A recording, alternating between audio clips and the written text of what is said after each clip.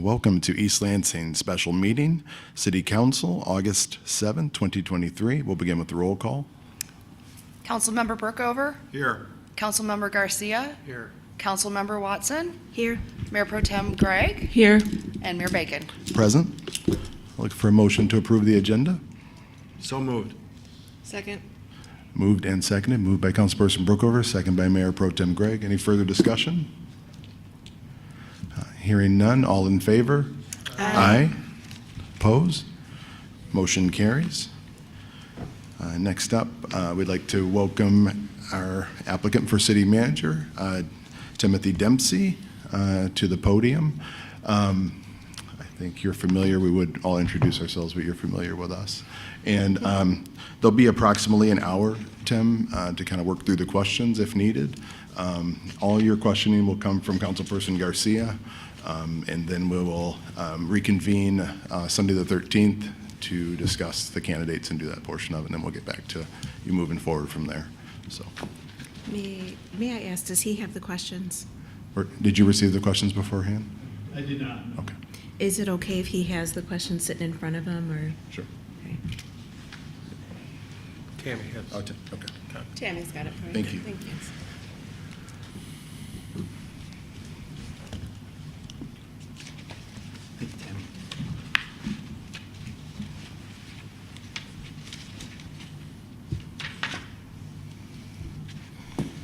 Yep, ready for whenever Okay, you- good morning, Mr. Dempsey.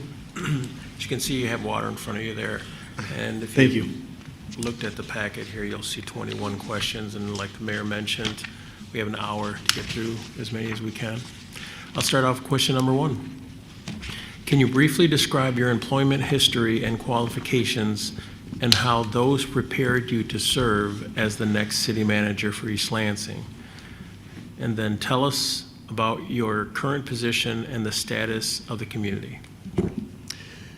So as you all know from my resume, I worked for the city of Lansing, East Lansing for 15 years from 2004 until 2019 in various roles. I started out as the Community and Economic Development Administrator. I came to that position from the city of Saginaw, where I served as the Director of Development. In that role, I led community and economic development efforts for the city. And then in 2009, I was promoted to oversee the Department of Planning and Community Development at the time, which was Community and Economic Development and Planning and Zoning. I led that department for 3 years until 2012. At that time, when George Lahannis was appointed the city manager, we ended up merging the department that I oversaw with the Community, Neighborhood, and Conservation Department together. So that was building and housing, and then we had the combined department as it stands today, which is planning and building and development. So I was responsible for overseeing that department and all of 5 divisions. I've mentioned 4 of those. The additional division that's included in that is the parking division. Throughout that time, I was responsible for overseeing budgets, making hiring decisions with my other staff and leadership for the department, from the roles of administrators all the way through our entry-level staff. Guided the 4 divisions throughout that time as tenure, but I also had a secondary role, which was the deputy city manager. I was appointed deputy city manager shortly after George Lahannis was appointed city manager. So in that role, I was second in command for the organization. When George was absent, either planned because of vacation or unplanned absences, I would step in as acting city manager. So I had the opportunity in this very organization to take a hands-on role in leadership as the acting city manager. So understanding what it took to be on call 24/7, to get those phone calls at 2 in the morning from the police chief, dealing with a critical issue, to working with staff, dealing with critical media inquiries. We did deal with a few crisis situations during George's absences on vacation. So really handling a wide range of issues. So between my leadership at the director level and then as the deputy city manager, I feel that I'm highly qualified for this role. And in particular, I bring that institutional memory to the table. In terms of my current role, I essentially sort of explained that. I do want to touch a little bit on my past role at PSC. So for 4 years, I was a vice president at Public Sector Consultants, where I did a lot of work in local government consulting, so I got to work with a lot of communities, both cities, but also counties, villages, in that work, and I got exposed to a lot of different approaches to city management across the state, which I think has been invaluable and has provided an additional realm of expertise in my background, which will help me in the role as well. In terms of the status of the community, obviously I've been a resident of this community for 20 years. Understand that the community demands a lot from its local government. The residents have high expectations for public services, they have high expectations for staff, for city council, and that's really critical. And I think having an awareness of that and understanding it through my work here in the community, again, as 15 years an employee, but living here for 20, is instrumental in understanding that and working with people. Very good. All right, question number 2. What is your philosophy regarding community engagement and keeping residents informed regarding critical issues related to the community? And in your answer, please provide examples. Yeah.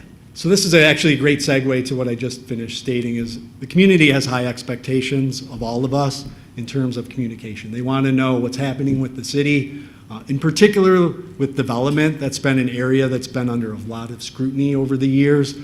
And it's important that we provide that information and communicate regularly to our residents and to other stakeholders so they understand what we're dealing with, so they understand the issues at hand. I'll give you a really recent example, and you're going to see this shortly on your agenda, is the Grove Street rezoning proposal. So we have a proposal to rezone the west side of the 700 block of Grove Street. We had a lot of interested nearby neighbors who came out to the Planning Commission very strongly opposed to this. One of the things that we've done is made a really concerted effort to reach out and talk with them as they've done that with us. It's been a two-way street. So meeting with neighbors, communicating regularly via email so that they were up to speed. And recently we really tried to coordinate a meeting between the applicant and the resident so that they could sit down and have a conversation. Scheduling didn't quite allow it, but we made a really tremendous effort in doing that. So sometimes that communication and that work doesn't always yield the exact result you want, but you always have to make that effort. And this community demands it, they expect it, and you really have to deliver on it as much as you can.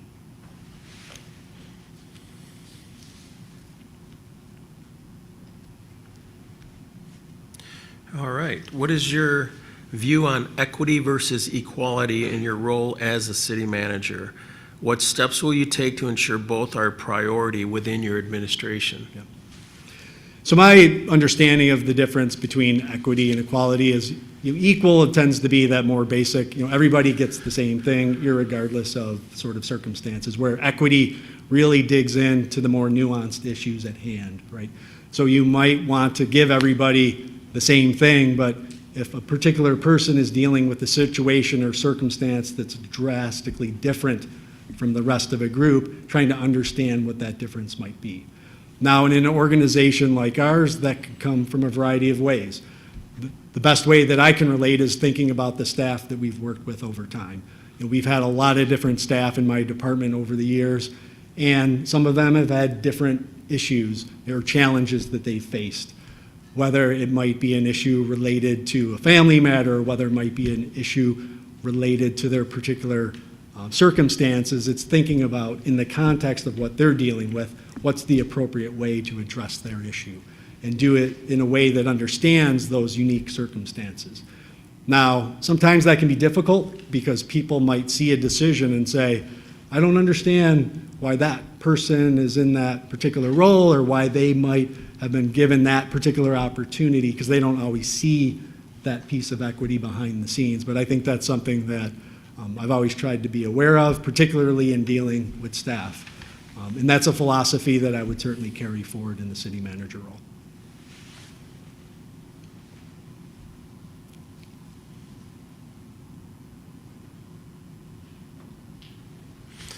All right, moving right along here. What is your understanding of the council manager form of government?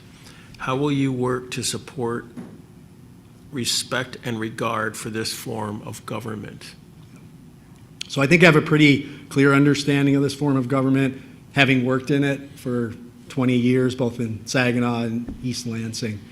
And I think it's one of the most effective forms of local government because it provides a nice separation between elected officials and the majority of staff. And that separation, I think, can be very important and critical.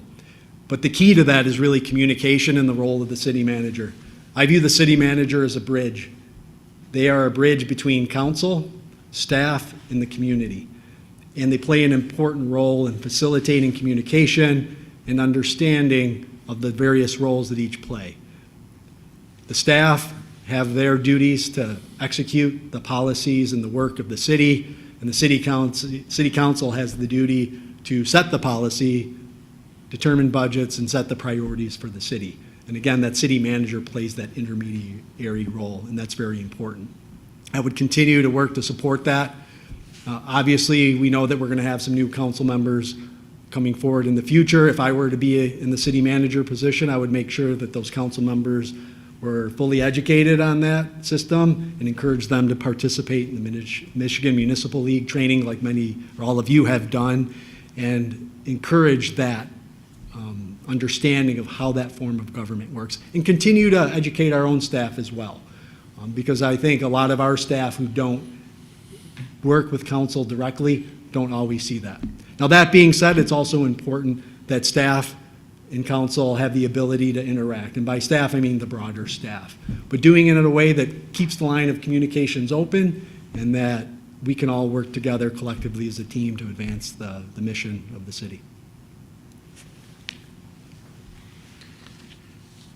All right. In your view, are director perspectives more important or valuable than their subordinates? Please explain. How do you make room for dissenting opinions or views among your senior leadership? So views of all employees are valuable, right? Because all employees do valuable work. And that's always been a philosophy of mine. And my kids sort of roll their eyes at when I sometimes say this to them, but every job has dignity. It doesn't matter if you're shoveling dirt or if you're the President of the United States. If you're doing honest, hard work, it's dignified and it should be honored. So that means our employees who are doing that work should be given opportunities to provide feedback. In the case of subordinates for directors, it's really about process. How are they providing the director's feedback, and then how does that feedback come to the city manager? I would expect that the directors would be able to oftentimes garner feedback and provide that direct to me, or there's other settings for that. We have a leading managers group that meets weekly, the top 30 to 35 managers across the city. There's opportunities there to hear from broader employees. We do all city staff meetings, so there's also opportunities to hear directly and have an open door policy, because there are times when maybe an employee is having an issue with the supervisor that you want to hear some of that directly. In terms of dissenting opinions, you can't provide a forum where that happens unless there's trust. And so it's imperative that the leadership group, the directors, and the leading managers are in an environment where there's a high level of trust. Because if they don't trust each other, they are not going to voice dissenting opinions. They're going to be afraid and fearful to do that. And I think creating that trust, it takes time. It takes setting the right environment. It takes hard work. Sometimes it takes outside facilitation to bring people in that can help navigate through difficult conversations, and recognize that sometimes you have to do that. You have to have that outside perspective. But again, trust is going to be the key to allowing for dissent.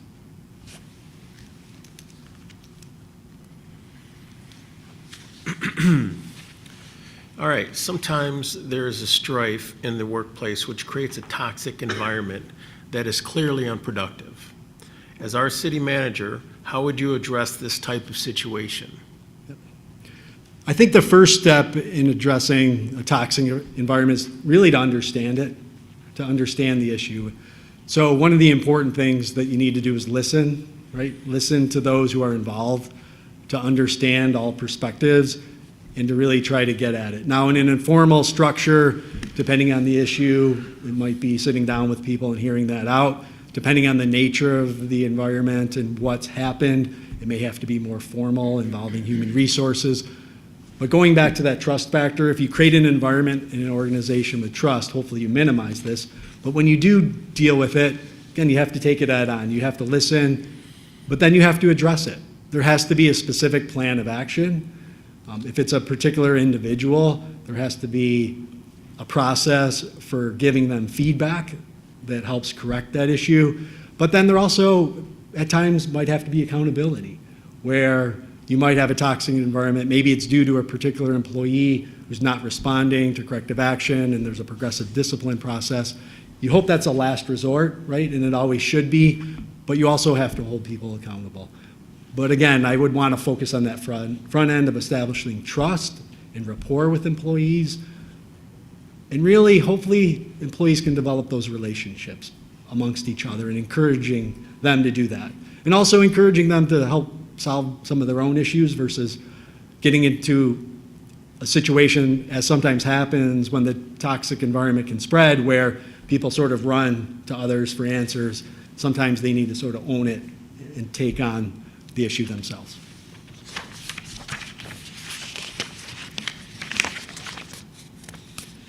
All right, sometimes in groups versus out-groups are formed within an organization. What actions would you take to discourage this from taking place? So one of the important things here is always to sit down and on a particular issue, when there is a group formed, is to ask the group, okay, do we have the right people at the table? Are there people missing? And making sure, number one, that we have people at the table. That's the first part. But the other part of it is once they're at the table, and this can be the more difficult part, it's getting them to actively participate. If they're not engaging and participating, then it doesn't add the value that you're hoping. So really finding ways to do that. And you're going to hear me beat this to death, but it's true. You have to have a trusting environment to do that. And again, it may require a facilitator. It may require outside support to be able to do that. But you have to create the trust, and you have to bring people in to the table, and hopefully they're going to be willing to engage, but if they're not, there's ways to do that. I've done a lot of facilitation over the last 4 years in my role at PSC, and there's some ways to encourage people in a supportive and positive environment to get them to engage. All right. All right, next question. How much do you know about the city of East Lansing, its strengths and challenges? I know a fair amount. I was gone from the role for 4 years, but still lived in the community. I did follow things, maybe not to the level. I certainly did as a staff member in the past, but certainly aware of sort of some of the challenges that we've seen the last few years. Whether it's issues around public safety and the Independent Police Oversight Commission, whether it's been issues with the organization internally. But one of the things that I've tried to do a lot over the last 4 months is listen to employees and really understand their issues. The city always has external issues, right? We're always going to have the MSU issue. We're always going to have development issues, neighborhood issues. But what I've seen now that's maybe different in the past is right now we do have some organizational issues. There is going to have to be a little bit more internal work on the organization, in part to rebuild some of the staff loss that we've experienced. And I can speak to my department, which was probably hit the hardest, but other departments as well, as we well know. So it's going to take some effort to work on those things. I think the continuing opportunity, though, is that we are in a university community. It's a Tier 1 research university. MSU is a tremendous asset. Our residents and the diversity of our residents is an asset. Our public schools are an asset. So we have a lot of things to build off. So while we have challenges, we do have some great opportunities in terms of making, this is a place where people want to live. We have a high quality of life, but we need to sustain it, and we need to sustain the fiscal stability of the city to ensure that we can continue to provide good services and make it an even better community. All right, please describe your management style and your approach working with city staff and members of the city council. I've touched on this a little bit, but in my cover letter I mentioned that I focus on servant leadership. And just to explain a little bit more about how I define that is that, when you look back at sort of the history of leadership from an academic standpoint, you can go back to the old command and control days, right, where a leader came in and sort of like, I'm the leader, and just because of my authority and the fact that I'm the leader, you need to listen to me and sort of follow directions and charge ahead. Servant leadership is quite a bit different. It's really working with staff and colleagues and understanding their needs. For an organization or a team to be successful, you have to have everybody being successful. And to put them in the place to do that, you have to support them. You have to provide coaching, mentorship, and support. Understand their individual differences and unique qualities, their strengths and weaknesses, and work with them on that. And help support them. Provide, again, that servant sort of approach to helping people. It's also one of collaboration, right? Working together as a team and collectively, we can always get more done collectively. And another piece of it that I think is important is the communication aspect. I touched on this earlier, but really being able to communicate well. Playing, again, that role of bridge between council and staff. So staff understands, where is council headed to help that communication process. But also if staff have issues, being able to communicate that up to council and doing everything we can to improve those channels and understanding, each of you have different methods of communication and how you best like to be communicated with, and factoring that in and understanding that as well. And at the end of the day, hopefully you can establish those relationships which sort of pay dividends, right? That trust is established, communication then comes easier, so when the challenges come up, you can all work collectively to address them.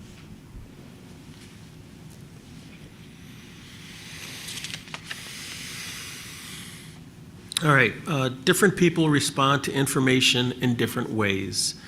Describe a situation that required you to communicate with a diverse group. I did. All right, I'm sorry. Apologize. Thank you. Number 10, please describe a major accomplishment you were directly involved with in your current or most recent position. Yeah.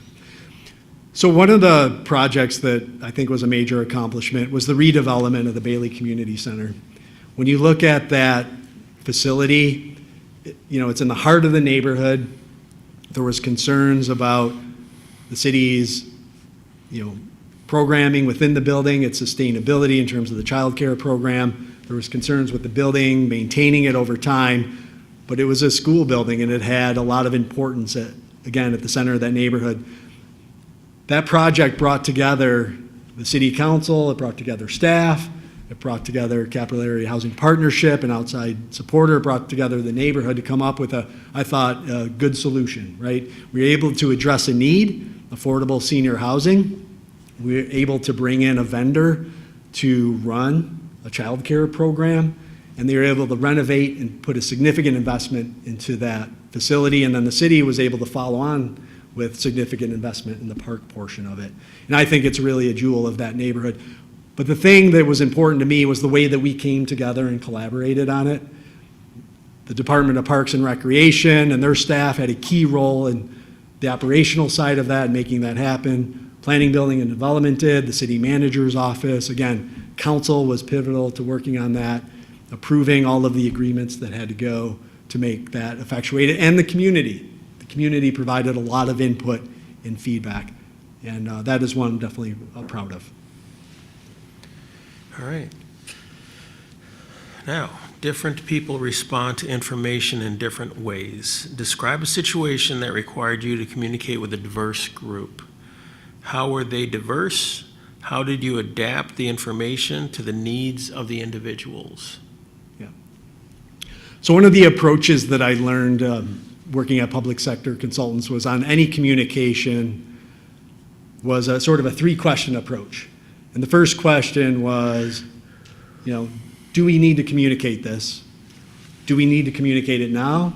And should I be the person communicating it, right? So first you have to sort of understand what's being communicated, how, and who's going to be doing it. But an example of that is we did a project for the state of Michigan back in 2021. The governor had a state business tour. And as part of that tour, My team was brought on, and I led an effort to facilitate with BIPOC business owners, trying to understand their challenges across the state and what they were facing. So what we did is we worked closely with the governor's team and the individual communities to identify locations, number one, that would be suitable to encourage those BIPOC business owners and entrepreneurs who would want to attend. We set up a process that made it comfortable and inviting for them to be part of that, so that we could sit down and, number one, start by sort of explaining what the resources were, but more importantly was getting their feedback and setting up a process where we could garner their feedback in a way that they were comfortable, that they could provide honest and forthright feedback that wasn't filtered. And I think we were very successful in doing it the way we structured that. And we were able to summarize that and send that report off to the governor's office. But that, that was, again, sort of a team effort, right, where you really talk to people to understand what their needs are and to make sure that you have the right setting, the right forum, because as you all know, the podium at a council meeting isn't always the right forum. In fact, most of the time, it can be a real challenge, but there's a lot of other forums that can be much more comfortable for people.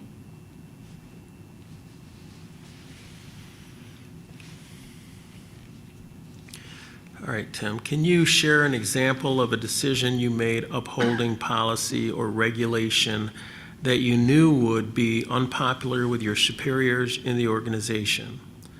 Question 2, describe the decision you had to make and what you had to do to prepare for any fallout.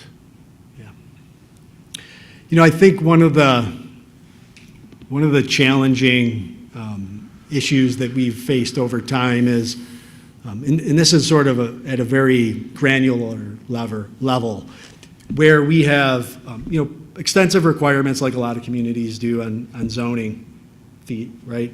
Where we have to regulate setbacks, we have to regulate ground coverages. So for instance, if you want to expand your driveway or add a deck, you have to make sure that you meet those regulations. We've had cases in the past where those regulations maybe have either been misinterpreted or were implemented in an incorrect way. So when you sort of catch that issue and you have to go to your supervisor and say, look, we made an error here, we're going to have to request that the property owner sort of correct this issue. It can be very difficult, particularly because elected officials might not want to hear from an angry constituent who realized, hey, there was an error made here, and this is something that we have to correct. But nonetheless, getting back to the issue of, we have ordinances, we have regulations, and there's an expectation that we follow those. And sometimes there are errors made, but you have to be accountable, own up to the fact that if there's an issue, you need to address it and bring it forward and go forward with it. It can be painful. I will tell you, the easy way sometimes is just to turn your head and hope that, hey, no one's going to notice that or it's never going to come up again. But that's not the right approach. That's not the way that I work. I'd like to think that, we focus on a very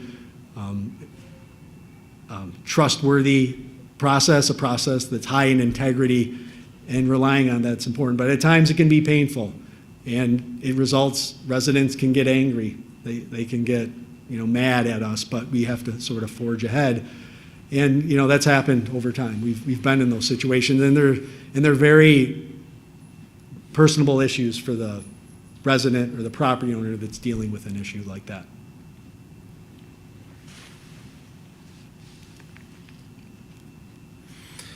All right, describe a time when you failed in a leadership role and the lesson you learned. Did you implement changes? Sure. I'm going to go to an issue that we had back with our current master plan. So the city adopted its current master plan in 2018. We started the process in 2013. It took us 5 years to do that update. Now, that wasn't just an update. It was a total revamping of the master plan. So it would be expected that it would take at least a couple years, maybe not 36 months. But I think one of the things that, looking back, that I regret was not pushing it a little bit faster. I think we really needed to condense the timeline for that. I think it got dragged out a little bit too long, and there were various reasons for that, staff capacity and issues. But I think such a critical document for the city, I think if we really pushed it hard enough, we could have gotten more resources, at least on a short-term basis, and moved it quicker. Had we done that, I think we would have been able to move the zoning ordinance revisions forward, because those are still lingering. We still really need to look at that. And I think, from my perspective, my failure was not pushing it quicker, pushing a little bit harder to get it done a little bit more expediently. Now, that doesn't mean cutting corners, but we just had, looking back at the timeline, we had some extended lags, and we could have shortened that up.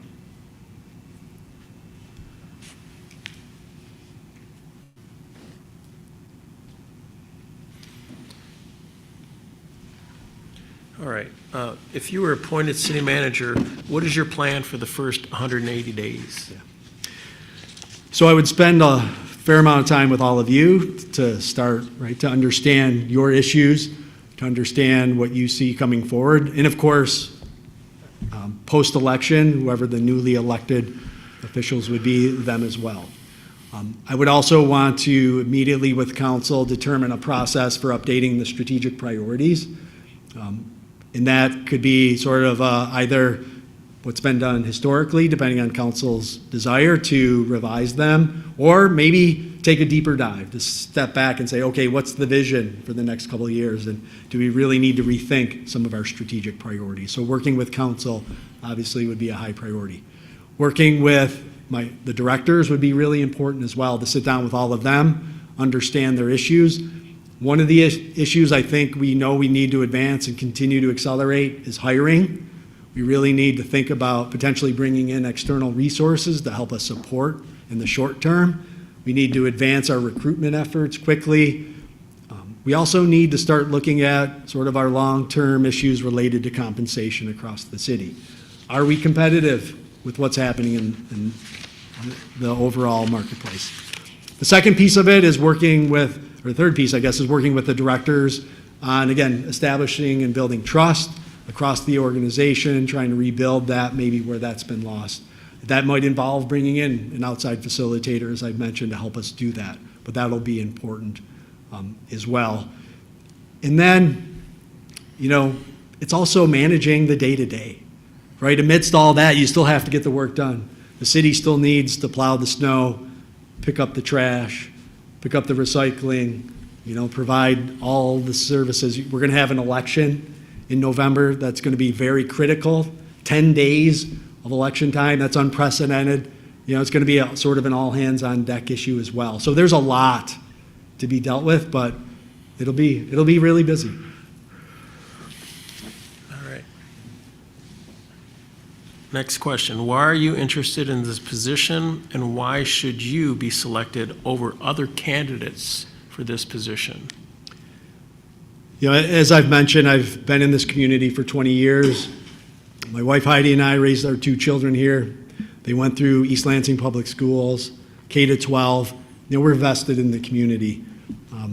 We've been involved in a lot of different community things over time. Obviously, the job that I had, I spent a lot of time here. I spent a lot of time in this room, spent a lot of time in council chambers and city hall, a lot of night meetings, a lot of investment of, a big part of my career. When I came back to the city, I came back because I thought I could help and I wanted to help. And I'm glad I did, because I've seen that there's opportunity to continue to help, and that's what I want to do. There's some great staff here. And I think we need to do is that we, being the larger community, needs to do everything they can to retain the staff that we have, to attract new staff and rebuild the organization so that it's high performing. And that's really important to me. And I think I can do a really good job at that. I think if you add, the one thing that you can do probably a little bit easier than maybe with the other candidates is you can ask. You can ask people in this room, you can ask people in this building, across the community about me. And they'll tell you about me. And I think what you'll hear is that I'm a person of integrity, that I'm a person that does hard work. Not everybody out there is going to necessarily like me, but hopefully they at least respect me and the work that I've done for the city and what I've tried to do. And I think I can be successful at this role. And the institutional memory, while I fully believe that it's important to bring new people into an organization, and to have that natural turnover, it's also important to retain some level of that institutional memory. When I look around at the directors table, other than the current interim city manager, Randy Talaferro, I'm the second most person in terms of seniority. So there's a lot of people at that table who are relatively new in those roles. So I think I can help support that team as well. And that's a unique position compared to others who haven't been at that table. Okay. Next question. What is your experience in the area of budget and finance? Have you been involved directly in the mechanics of budgeting, budget presentations at meetings, and monitoring the budget? And please describe. Yes. So during my tenure here, I had progressively increasing responsibility with budgets. When I joined as Community and Economic Development Administrator, I was immediately responsible for the CDBG budget, the Downtown Development Authority, Downtown Management Board, the Brownfield Redevelopment Authority, the Economic Development Corporation. So all the component units that are part of the budget. And then when I became director of the department, of course, I had general fund responsibilities for the department. As the department expanded, that expanded. I also had the housing and building general fund budgets as well. And then the parking budget, which is a major budget. So about $12 million worth of budget responsibilities as a department director. As the deputy city manager, of course, and as a director, I was at the table with the other directors as we worked overall on budget issues. So back when Ted Staten was city manager and when George Lohannis was city manager, working with them and the directors on addressing budget issues. We had some tough years of budgeting where we had 0% salary increases, where we had furlough weeks and furlough days. So I've been through that, been through the Great Recession, been through those very lean times, and that was difficult, but very hands-on in working with that, coming up with suggestions and working with leadership. How can we pare costs without having to eliminate positions or lay people off? And I think we did pretty good, all things considered, we being the collective in that. And of course, as far as presenting budget issues, I was in front of council every year presenting my department in the component units and those budgets as I did this year. So that was something that very hands-on and very involved with. All right. This next question has like bullet points at the end. You'll see that, and I'll let you work your way through that, but let me read it. Please describe your experience in the areas stated below. What is the extent of your experience, and did it cover the following? And then you can just go through the bullet points. And this, name each one if you would Sure. before you start answering. So personnel and labor relations, obviously as somebody who's overseen a fairly large department with 5 direct reports in the current role, I've had a lot of experience in coaching and mentoring staff and dealing with personnel issues. Labor relations, I sat on multiple bargaining teams, so the IAFF, which is the firefighters union, the UAW union, not the current one with the library, but the prior one that preceded MAPE, sat on that bargaining team as well for multiple contracts. So have familiarity with that process. And again, that's a very sort of team-oriented process where you have HR directors and a team, finance being critical as well, working together, making recommendations to the city manager and then ultimately council. Public safety, during my tenure here, I think we're on our 6th police chief during my years, and that doesn't account for the 4 years I was gone. So, I had different relationships with different chiefs depending on the particular role that I was in, but worked closely on a number of things. One of the things that has been important from a public safety standpoint, and I learned this in my days in Saginaw, I went on a ride along early in my career in Saginaw as part of a Leadership Saginaw program, and that was invaluable because when you're out in the field with the officers at 2 in the morning and you're seeing the issues that they're dealing with, that's really helpful. I did the same when I came to East Lansing. That experience was important. But working with the leadership of the department on various issues, one thing that I'm proud of was, as a personal matter of interest, I've done a lot of work in the area of persons experiencing homelessness. So I was instrumental in bringing the PATH program to the city, which was really important to find a way to start to address the issue of homelessness in our community a little bit more of an approach that brought in those social services supports to relieve the burden from the police department. And also, the fire department, obviously, trying to understand the roles and the things that they do. Participating, some key leadership a number of years ago went through sort of one of their training days, hands-on, right? We got in the turnout gear, and we did the training in the third floor of Hannah with the smoke-filled room. And again, trying to experience as much as you can in that role while not serving it can be really valuable and helpful. Diversity, equity, and inclusion. I'm going to state the obvious. I'm a middle-aged white male. I do not have lived experience. So for me, the DEI process is really a three-component. It's the individual journey, right? So I have to do things on my own to understand what my biases are and understand the decisions I make and how those might be impacted or influenced by thinking, and really try to step back and understand that. So that's part of what I have to do, and that's an ongoing process. It's also at the team level. What can I do at the team level to address the issue? One of the things we would do at my staff meetings at PSC was we had a question always early on our agenda. What was a DEI win or loss that you experienced recently? And those were great because those gave, in a small setting, our team opportunities to share experiences, and we could learn from each other in terms of challenges as well as successes that we garnered.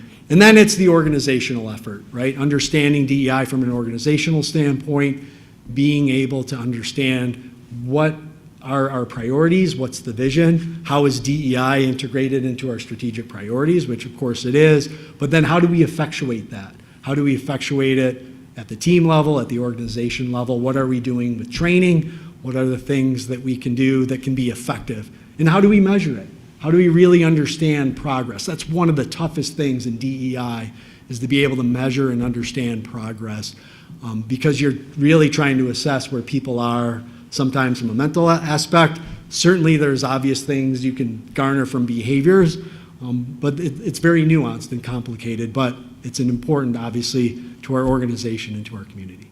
Public Works, I've worked very closely with multiple directors over the years and engineering administrators very closely with the team in Public Works, because with all the development projects, infrastructure is critical. Water and sewer are always issues. How do we afford to upgrade those? How can we use development to help pay for some of those upgrades? Understanding the challenges of our infrastructure. And when you look at climate change and what's happening, the frequency and severity of rain events and the importance of that is obviously critical. But I've worked very closely with that team over time. A recent example is, you see something, say something. I was driving down Bircham recently. The contractor had a pretty big excavation, fairly deep excavation, to the point where I could barely see the worker's head. I didn't see any trench shoring. Now, maybe I couldn't see it, but I called the interim public works director and I said, I think there's an issue here, and he sent somebody over to make sure it was okay, right? So having an awareness of little things like that, but are very important, right? Safety. Economic development, I won't belabor the point. I think all of you have seen what's happened here the last few years in the city, the last decade, in terms of downtown redevelopment, the Technology Innovation Center with MSU. I've only continued that work as a consultant, working with communities on business innovation, entrepreneurship, particularly as it pertains to disadvantaged communities and communities of color. I mentioned working on that statewide program. We also did work in Pontiac and the city of Muskegon Heights. The work in Pontiac was around setting up an entrepreneurial support center for people of color with Oakland University and doing a feasibility study and engaging in those communities. Experience with university, higher education, ton of MSU experience, a lot of collaboration with MSU leadership as part of the leadership team. As deputy city manager, myself, the city manager, and then 2 council members would attend the quarterly meetings with the university president, the provost, and other key vice presidents, government affairs. I have a really good relationship with Sue Webster, Janet Lilly, Venny Gore, the leadership over at MSU, communication. But I also have a good perspective from the student side of it. I taught classes at MSU in the Department of Geography. We've had interns in our department for years, a great relationship with the Department of, or the School of Planning, Design, and Construction, working with them and their students and their faculty over time, and also doing some volunteer work with students to better understand where they're coming from. And then the last one here, intergovernmental relations. Great relationship with Meridian Township. You know, I have a relationship. I know Frank Walsh well. Tim Schmidt used to be a former staff member here. He now heads planning and development for the township. We provide services to Meridian Township, our department. We do all the mechanical, electrical, plumbing inspections as part of a long-term agreement, as you all know, so we have that long-term relationship. The city of Lansing, they're actually a client of ours. I work closely with a number of their staff, including Mayor Shore and his leadership team on a number of projects, particularly around the American Rescue Plan Act as well. So good relationship with local government, extensive work with the Michigan Municipal League. The work we did for them, we being public sector consultants on ARPA, we touched 150 local units of government. I have a very good network across the state. I know a lot of other city managers and other leadership, and that's really helpful. And that helps aid too in finding different ways and solutions on intergovernmental. Okay. The city manager position requires you to respond to many requests in a short period of time. How do you ensure promptness, accuracy, and courtesy under these conditions? What specifically do you do?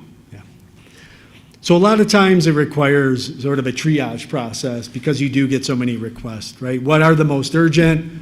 What can be dealt with, secondarily, and then what do you have a little bit of time to deal with? But in all instances, I think it's important to communicate with people sort of where that falls, right? If it's an urgent matter, you respond urgently. If it's something longer term, it might be communicating with the individual or the group to say, look, this is important or something we want to get to, but this is going to take us time. Give us a couple days, weeks, months, whatever that might be. So that communication is important. But leveraging the team is really critical here. This is where the assistant to the city manager is a critical role, relying on them to help do that. It's critical for the other directors and administrators across the organization to help support that. City manager can't respond to everybody all the time. A lot of the times you have to disperse that down. But again, it gets back to that three-part question. What needs to be communicated, right? Do we need to do it now? And do I need to be the person doing it? And thinking that through so you have a proper process. All right. What is your recruiting philosophy? How do you make sure all of the community is represented in the organization? Yeah, the recruiting philosophy is one where you really try to get out to the appropriate channels, right? Particularly, this is something we did at PSC. We hired a consultant to analyze our recruiting process and how do we recruit more diverse candidates. And we identified a number of channels, websites, and other organizations that could help us do that. So that was important to do, and I think that would be important here. Again, looking at that recruitment process, bringing in support, guidance. How can we maybe change things to do that? In terms of the community, it depends on the role. Some roles are very high profile. For instance, I was involved in one of the police chief searches in terms of the interview panel. We had a lot of involvement from the community that participated in that. That's a highly visible role. And I think the more visible, the more engaged that role is in the community, that's where you have to think about that.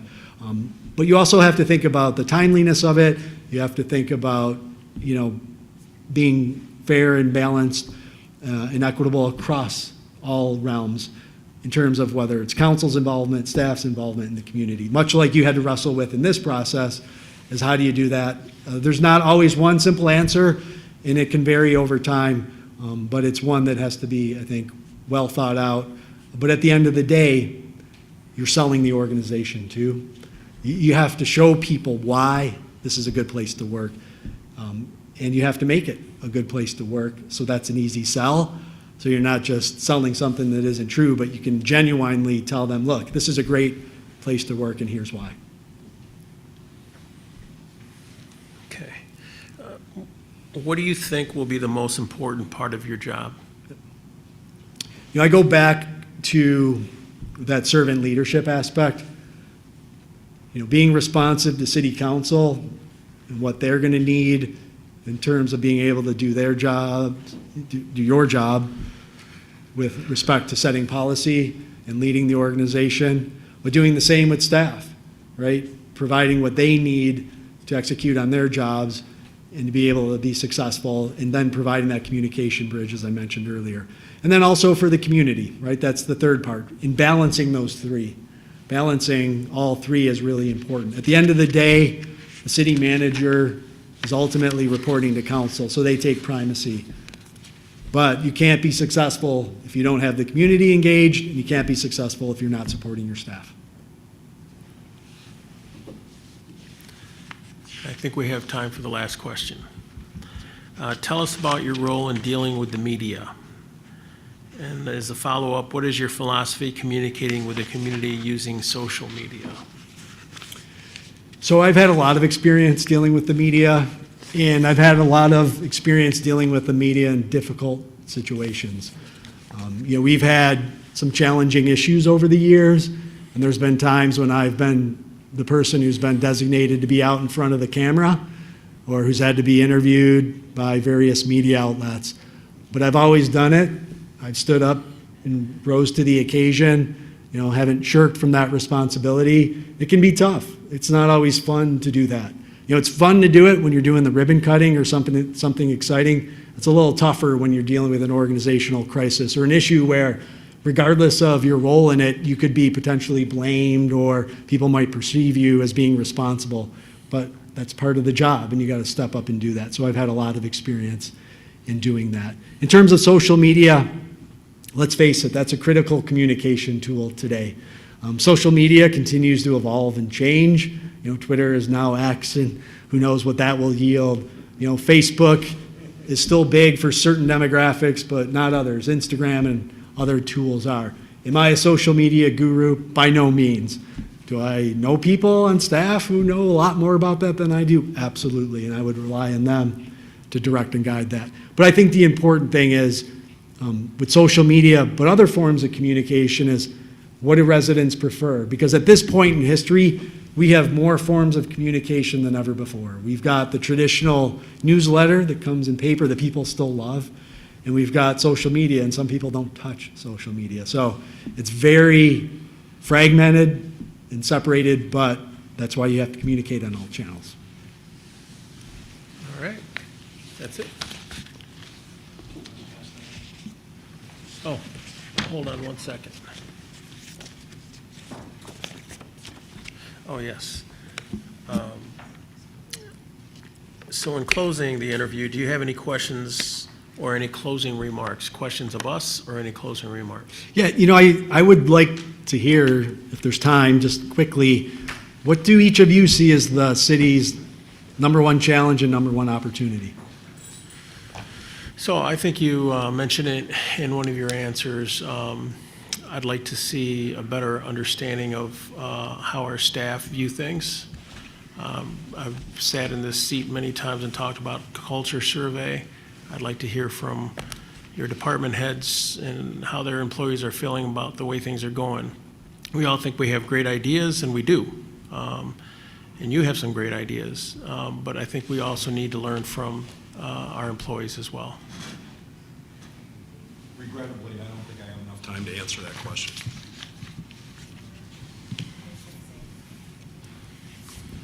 Yeah, I think it's a unique opportunity, Tim. I think you're fully aware of that, and I think a lot of potential. I really want to see East Lansing fully at the table and fully capitalized in the positions of, how we engage with the state and federal levels, our access to capital, and being a voice kind of in the decision-making of the region and things that happen around us. I think you've been around, I think a lot of things happen to us. I really want us to have a lot more control on what happens in East Lansing. Thanks. I have a lot of answers to this question, but in the interest of time, I'll say that I feel that we are fragmented in a lot of ways. I think we have a very small contained community that has within it, I think up to 20 different neighborhood identities that all very strongly identify with their individual challenges within those areas. And then even within our city, the departments are also fragmented. There's not as much interdepartmental communication as I would like. And so rather than further breaking down and defining smaller and smaller groups of people, I'd like to see us come together. I'd like to see some of those neighborhood identities recognize that they are more similar than they are different, and the same within our departments. More communication between all of those different self-identified different groups to show them that they are more the same than they think they are. And in terms of what our successes are, I think that East Lansing is poised right now on a period of perhaps exponential growth. We've got people moving into the city at a high rate. We have a high rate of property value increase, and even within the post-pandemic kind of craziness, we know that there's pressure from developers who want to develop in our community. So I think that if we kind of take a moment to take a deep breath and revisit some of those master plan details, we've got a really unique opportunity to explode forward in the next couple of years. Great. Thank you. And just as far as a quick closing remark, and thank you for all of you responding, and I respect Councilmember Watson and Councilmember Brookover's response too, but that would be something that I'd be excited to get into, right? To understand what those issues are, to dive into that. Again, doing a lot of facilitation the last few years across the state has taught me a lot about the right ways to do that and the wrong ways. I look forward to that. And the last thing I want to leave you with is, I believe I can do this job. I believe I have the skill set to do it, but this job also takes a lot of humility. And humility is one of the most difficult things to sometimes to learn and to take on, but it requires it in this role because mistakes will happen, right? Nobody's perfect.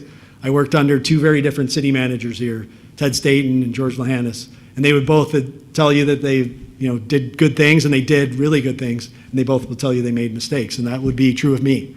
Right? But you have to own up to those and have enough humility to recognize that.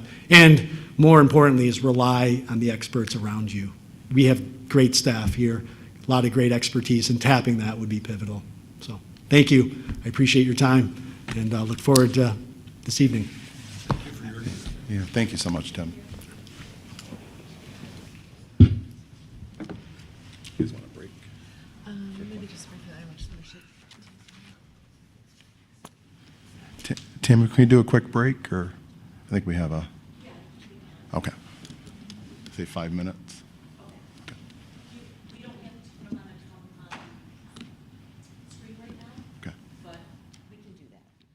Okay. Is that okay?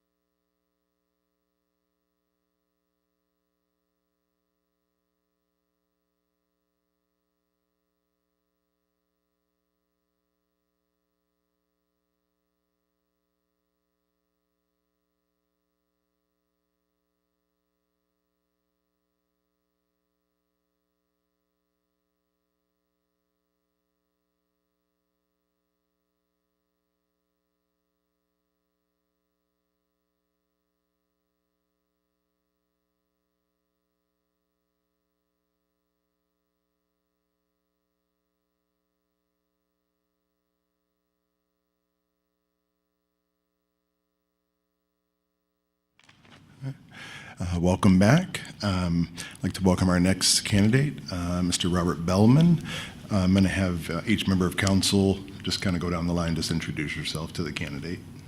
Good morning. Noel Garcia. George Brookover. Dana Watson. Jesse Gregg. Nice meeting you. Yeah, Ron Bacon. And the questions are there in front of you. Your interview questions will come from Councilperson Brookover, and we'll just kind of work down through the questions. We have approximately an hour, and you can kind of answer them or prioritize them however you see fit, or the length of questioning, but we'll try to get through as many as possible within that hour. Okay, thank you. Just, we're starting at 11:10, so we're marking the hour from there. Got it. Good morning, Mr. Belleman. It's Belleman? Yes, Okay. As the mayor indicated, I'm George Brookover, so I'm going to be asking you some questions this morning. Please understand we've read the materials that you've already submitted Okay. prior to today, so we're well aware of the materials you submitted. And if for some reason you don't understand a question, let me know. That doesn't mean I'll be able to explain it to you, but at least let us know, will you please? Can you briefly describe your employment history and qualifications and how those prepared you to serve as the next city manager for East Lansing? In addition, tell us about your current position and the status of that community. sure, thank you very much. So my work history is I've been in the local government management / economic development for 30 years. Started out in Dowagiac, Michigan, doing economic development, being their DDA director, and then moved on to the village of Birch Run, being their first village manager, DDA director. Birch Run has the outlets at Birch Run, and so that was their main funding source. While I was there, worked with the township to do an urban or growth management plan. Traffic congestion was a major issue. Also undertook some streetscape and some public improvements. After 4 years in the village of Birch Run, I moved on to work for the city of Bay City. I was there about 13 years in various roles, from special projects coordinator to assistant city manager to city manager. I was responsible for staff of about 350, a budget similar to the size of East Lansing, and oversaw electric utility, water, wastewater, police and fire. While I was there, we combined police and fire into public safety. We did it because there was a structural deficit that every year we struggled to balance a budget. And so I created a task force of representatives from the fire department and police department to look at avenues, to look at ideas, doing emergency medical runs, increasing fees, doing inspections instead of code enforcement. And the recommendation that came to city commission was to create public safety, and that's been in effect and very effective. Nobody lost their jobs. We bought those that were able to retire out, and then we hired new police officers with firefighting experience. After Bay City, I moved on to become the controller, chief administrative officer for the County of Saginaw.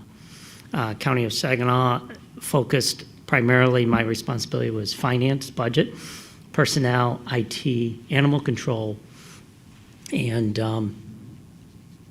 maintenance. I worked closely with the courts and with the countywide electeds. The couple of the large accomplishments in the County of Saginaw was the building of a new jail to make it safer for the correction officers and for the inmates. And then we just completed an $11 million animal control facility in Cotchville Township, which will help boost retail sale of the dogs and cats that we acquire throughout the community. My current status with the County of Saginaw is just before or just after I applied for this job, my board terminated my employment. The board chair was elected in January, had been a commissioner for 2 years prior. Prior to that, a judge and senior prosecuting attorney. He did not like me. He wanted to go in a different direction. He invited certain individuals to come and speak at the June 20th meeting because I had garnered support in letters and public speakers to talk about my skill set, their experience with me.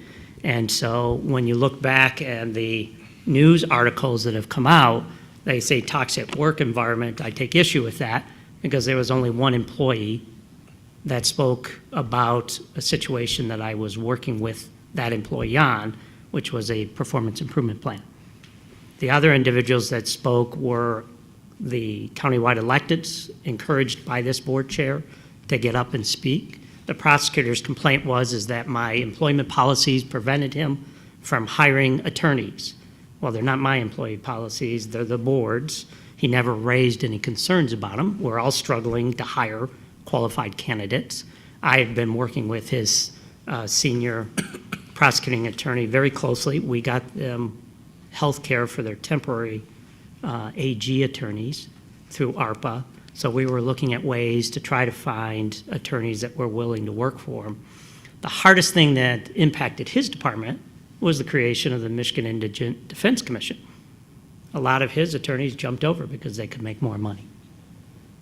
So I was on vacation for 2 weeks when all of this went down.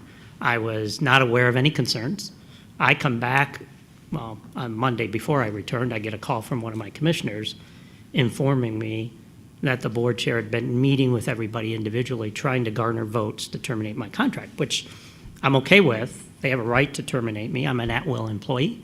It's how they went about doing it and creating that public scenario to kind of push anyone that may have been on the fence to vote the way they did. The first vote failed in a 7-4. I was suspended so they could investigate the alleged complaints. Before I even got home, they reconsidered that vote and it passed 8-3. And so I was informed by MLive that my employment was terminated. Did that answer your question? Yes. What is your philosophy regarding community engagement and keeping residents informed regarding critical issues related to the community? And please provide some examples. I think it's very important to engage the community and to keep them informed. You know, the county itself, representing a very large area, used various Facebook programs either through the health department, the sheriff's department, and the county as a whole. The Commission on Aging was doing newsletters to seniors.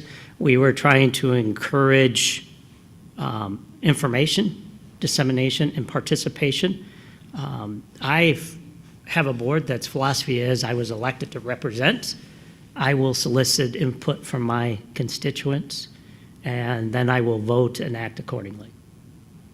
But I think it's important that you engage your residents to get a good sense of, one, how you're doing, and two, what's important. What is your view on equity versus equality in your role as city manager, if you were city manager here? What steps will you take to ensure both are a priority within your administration?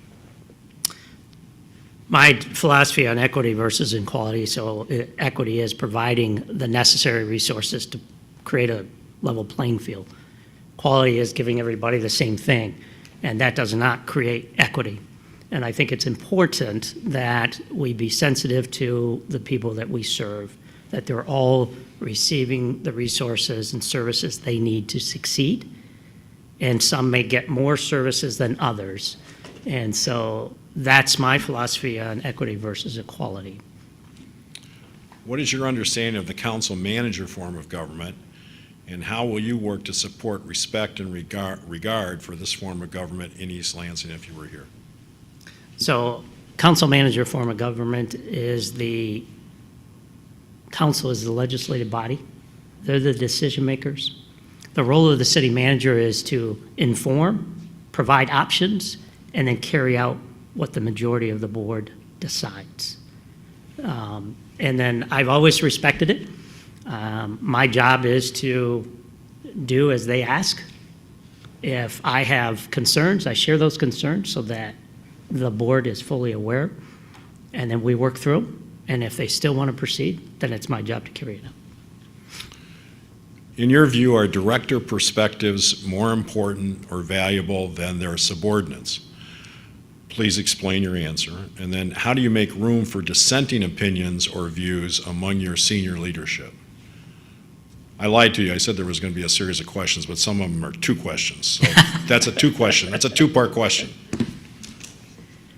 So I look at department heads as responsible for their operations. They're the experts in their area of responsibility. I encourage and invite their subordinates to work closely with their department head.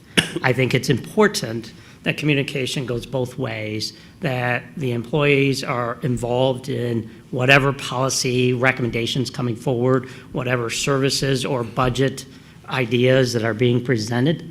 I encourage opinions in my department head meetings, because I think that's what makes better policy. The more people you have around the table, the better the outcome. Sometimes there is strife in the workplace, which creates a toxic environment that is clearly unproductive. As our city manager, how would you address this type of situation? Well, first I would look into what is the basis of the strife. Can it be addressed? And how? So it's getting everyone to share their perspective, their feelings in a safe environment. Sometimes that's difficult because employees don't always feel safe. So sometimes you see that through anonymous letters, or you see it through suggestion boxes to try to get that input and try to get everybody to work it out. And so sometimes you may have to bring in a facilitator. Sometime as city manager, I would have to step out so that people feel they can speak freely, and use that facilitator to help identify, without identifying the individual, what the problems are, and then brainstorm among the department heads and the employees on what are the best solutions. How much do you know about the city of East Lansing, its strengths and challenges? So I've done a lot of research on the city of East Lansing. I've been here at conferences. I've been in the Lansing area, either visiting the Capitol or attending my daughter's 8th grade basketball tournaments at Emmanuel Lutheran. So my wife and I came up last night. We went to Horrocks, and then we went downtown to the Peanut Barrel for dinner, just to get another flavor. I know it's integrated very much with Michigan State University, and I think working together is important. And I want to make sure I followed up your entire question. So I know that one of my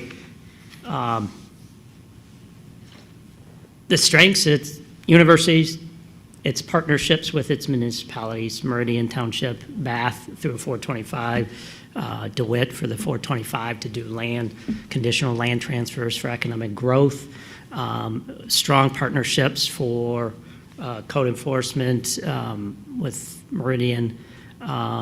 Also the strengths, so you don't shy away from the partnerships that make sense with your neighboring community. The fire department originally with with Lansing, Meridian Township, and Frank Walsh. But there's so much opportunity to grow in partnerships with MSU. They have an awesome professor, educational community right there at our fingertips that could be an asset to this community by leveraging those professors to do projects, students to get involved, and to help advance whatever the situation may be, and to give us a different perspective. I think local government's transforming. What we used to do isn't the way residents want to see us do it today. And so engaging that younger population, that educational community, to identify what is it and how do we do it and what are those priorities. I was just wondering if I did. Thank you for catching me on that. I think probably you talking about your daughter in junior high made me think of this. So sometimes in-groups versus out-groups are formed within an organization and within a junior high. What actions would you take to discourage this from taking place? What do you mean by in-groups and out-groups? So you mean? Now, you see, you're asking me a question I can't answer. But I think I'm going to let you define what an in-group and an out-group is within the context of that question. So I'll define it in the way that I saw within the Bay City Police Department. There were 2 lieutenants vying for the chief's position, and so they had their followers, and it was dividing the organization. And so when that was happening, I decided it was best to go outside of the organization to bring in an outside chief to help bring the department back as one. And that's what I did. Please describe your management style and your approach working with city staff and members of the city council. So my management style and approach is that I am purpose-driven. I'm there to ensure that department heads and staff have the tools, skills, and resources to do their job. I help with council direction, provide the vision, and to carry out that vision, and with council direction to prioritize that vision. Please describe a major accomplishment you were directly involved with in your most recent position.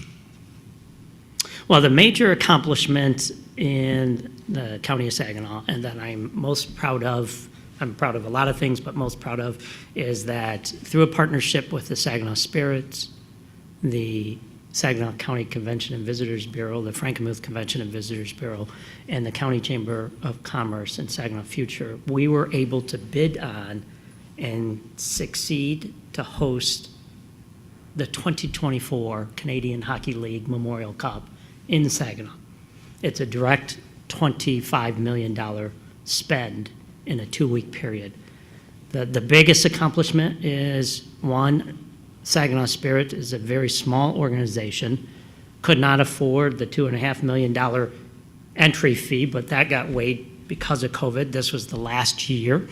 And 2, the county participated with the city to invest close to $9 million to upgrade the Dow Event Center so that we could host this event.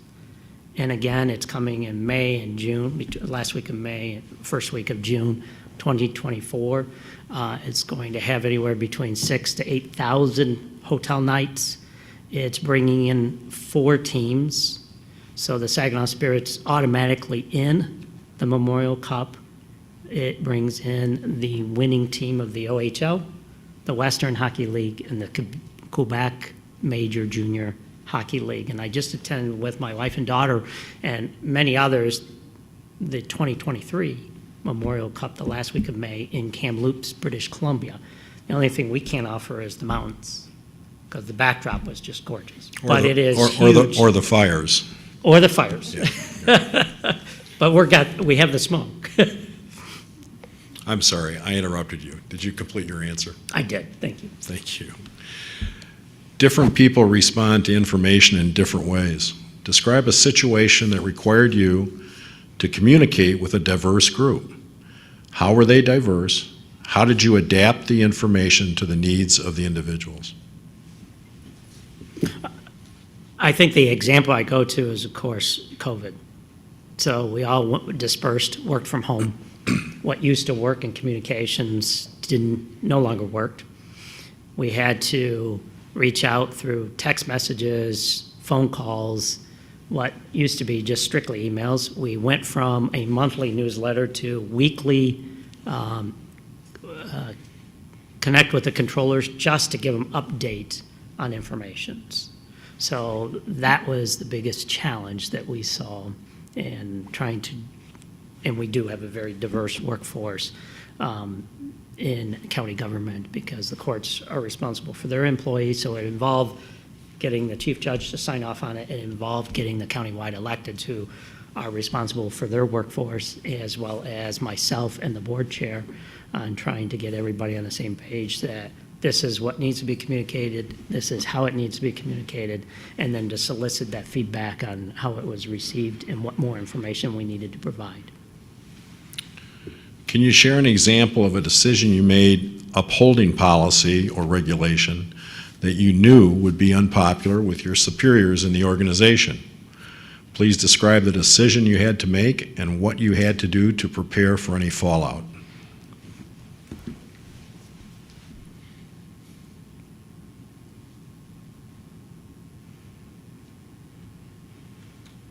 So I look at a couple of things. One is we're in the process, Saginaw County now is in the process of completing a mainframe conversion.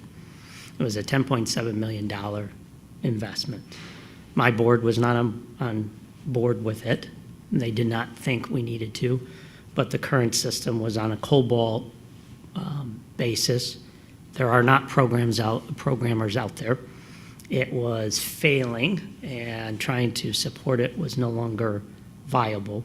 So we created stakeholders from within the courts, the sheriff's department, all of the other departments, to sit down and to work with everybody in trying to convince the board this was necessary. Yes, it's going to be painful, and right now it has not been successful for the courts. That's the biggest blowback, and so a lot of them want to go back to a different program system or go back to the old style. We can't. We turned the system off in February of this year, and that was unpopular, but it needed to be done. Okay, thank you. Describe a time when you failed in a leadership role and the lesson you learned. Did you implement any changes as a result of that failure? There's probably two examples that I will share. One involved our electric utility and the unfortunate passing of a 92-year-old veteran in the community because the city of Bay City had a policy to put restrictors on their electric meters when someone didn't pay their bills. They were supposed to knock on the door, explain to the homeowner how to reset it when it tripped. Unfortunately, this gentleman had dementia, didn't answer the door. They still went ahead and put the restrictor on, and he eventually died as a result of it. When we researched it further, his phone was turned off, his furnace wasn't working. We didn't realize he was heating his house, so we suspended the use of that policy. State law changed that no utility can shut off service during the winter months.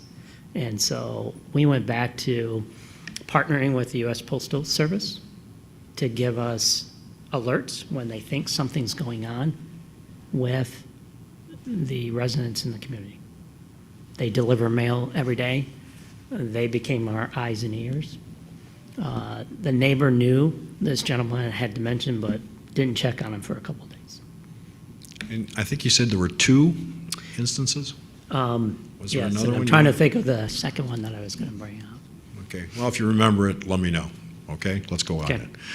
If you are appointed city manager, what is your plan for the first 180 days? My plan for the first 180 days, and this is part of the challenges that I didn't mention, is trying to address the staffing issue facing East Lansing right now with the number of department heads that have departed. The interim status of everybody is to get that settled and get the right people in those positions.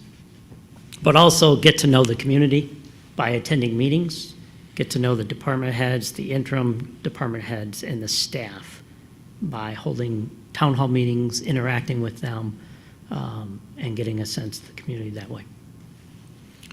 Why are you interested in this position, and why should you be selected over other candidates for this position? I'm interested in this position is because, as I mentioned, I've worked for village, city, and county government. I've never worked for a community that was so integrated with the university.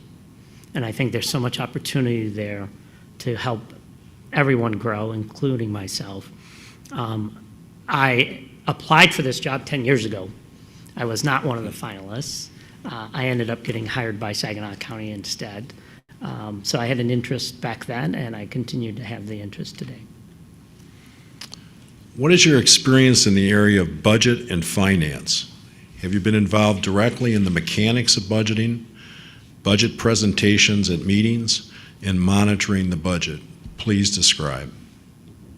Yes, I'd like to say that budgeting used to be fun because you used to have money and you were able to do a lot more. And now, much like other communities, East Lansing, is struggling to provide the quality services, to have the staff they need in doing that within the resources they have. I believe that's the reason why you went to an income tax in 2019 is try to help shore some of that up. And so it's always a challenge, but it's important to prioritize what's important to the residents, the business owners, and the board, and then use that to drive your budget decisions. And I see you do that in the priorities that have been set and the goals that have been updated quarterly. But I've been very involved in budgeting. It's probably one of my strong suits in local government. I've known how to sharpen pencils, and when Bay City was facing its budget constraints, took two steps. Everybody, all employees, including myself, agreed to a 10% cut in either wages or benefits. They got to choose how they came up with that 10%. And that was for a period of time just to get over the hump. And then, of course, public safety came about in order to address that structural deficit. I think that's what helped Bay City avoid receivership. And I know in talking to some of the retired police officers from there, they're grateful they have a pension. And they believe the steps that I took back when I was city manager made that possible.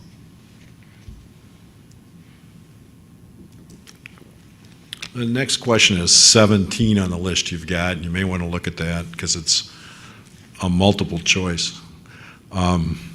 Please describe your experience in the areas stated below. What is the extent of your experience, and did it cover the following? And I'm just going to go through those one at a time and let you answer each one. Sure. Okay. So the first one is personnel and labor relations. So I've had direct experience in personnel and labor relations in Dowagiac and Bertrand. I wore multiple hats. In Bay City and Saginaw, they both had a department. Both departments reported to me directly. I guided negotiations, and if at times required to be in them, I would. But I also deferred to my personnel director or HR director and county council or local council for Bay City to drive those negotiations. And to clarify, these are union shops. This is collective bargaining, correct? Yes. Okay. So in Bay City, there was 8 unions. In Saginaw County, there's 16 unions, and then the non-union. Public safety. What experience do you have in public safety? Public safety, again, in Bay City, created the public safety department and worked closely with police and fire when they both were separate. And then in Village of Bertrand, they had a police department. The township had the fire department. Okay. Diversity, equity, and inclusion. It's probably an area that I'm the weakest in.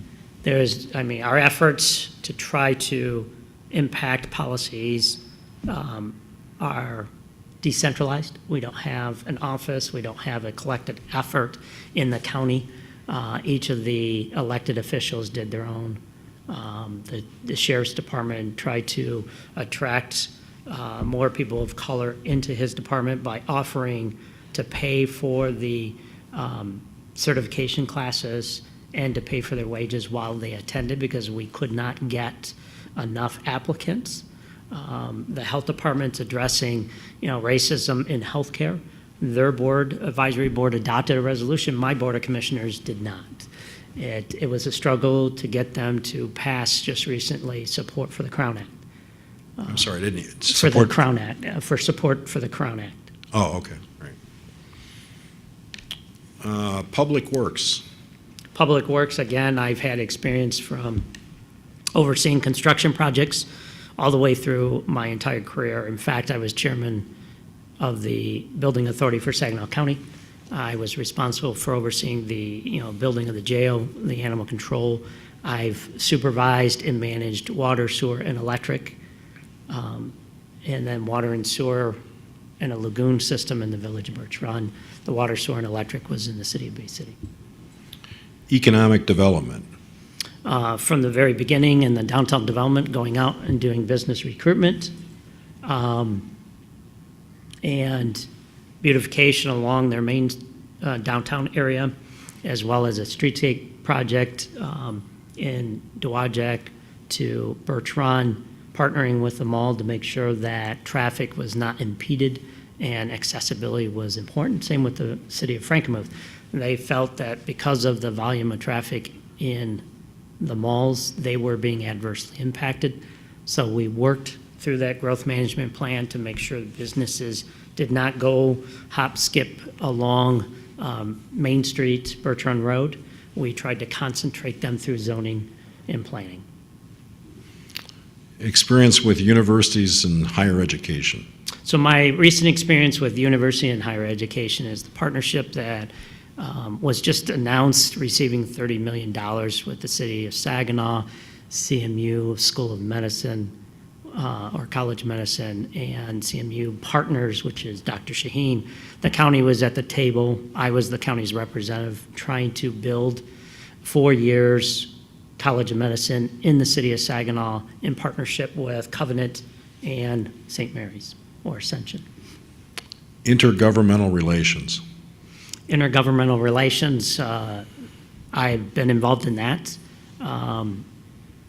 through the county with the Michigan Indigent Defense Commission, that entity, as well as working with the state on various grants. Our neighboring communities trying to address issues with financing the GIS system. And then in the city of Bay City, we used to have a quarterly meeting with our legislators, keep them informed of the challenges and opportunities facing the city, and trying to partner. One of my outgoing successes with Bay City is that we used to be the sole provider of potable water to all of our townships and to the county of Bay. It was always adversarial. They were always turning to debate rates and how they were structured and to sue us. And so ultimately we negotiated to create an authority to go out jointly and buy water from the Saginaw Midland Water Authority and to build the new water plant on the city's existing site. And so we got out from being the sole provider to doing it collectively.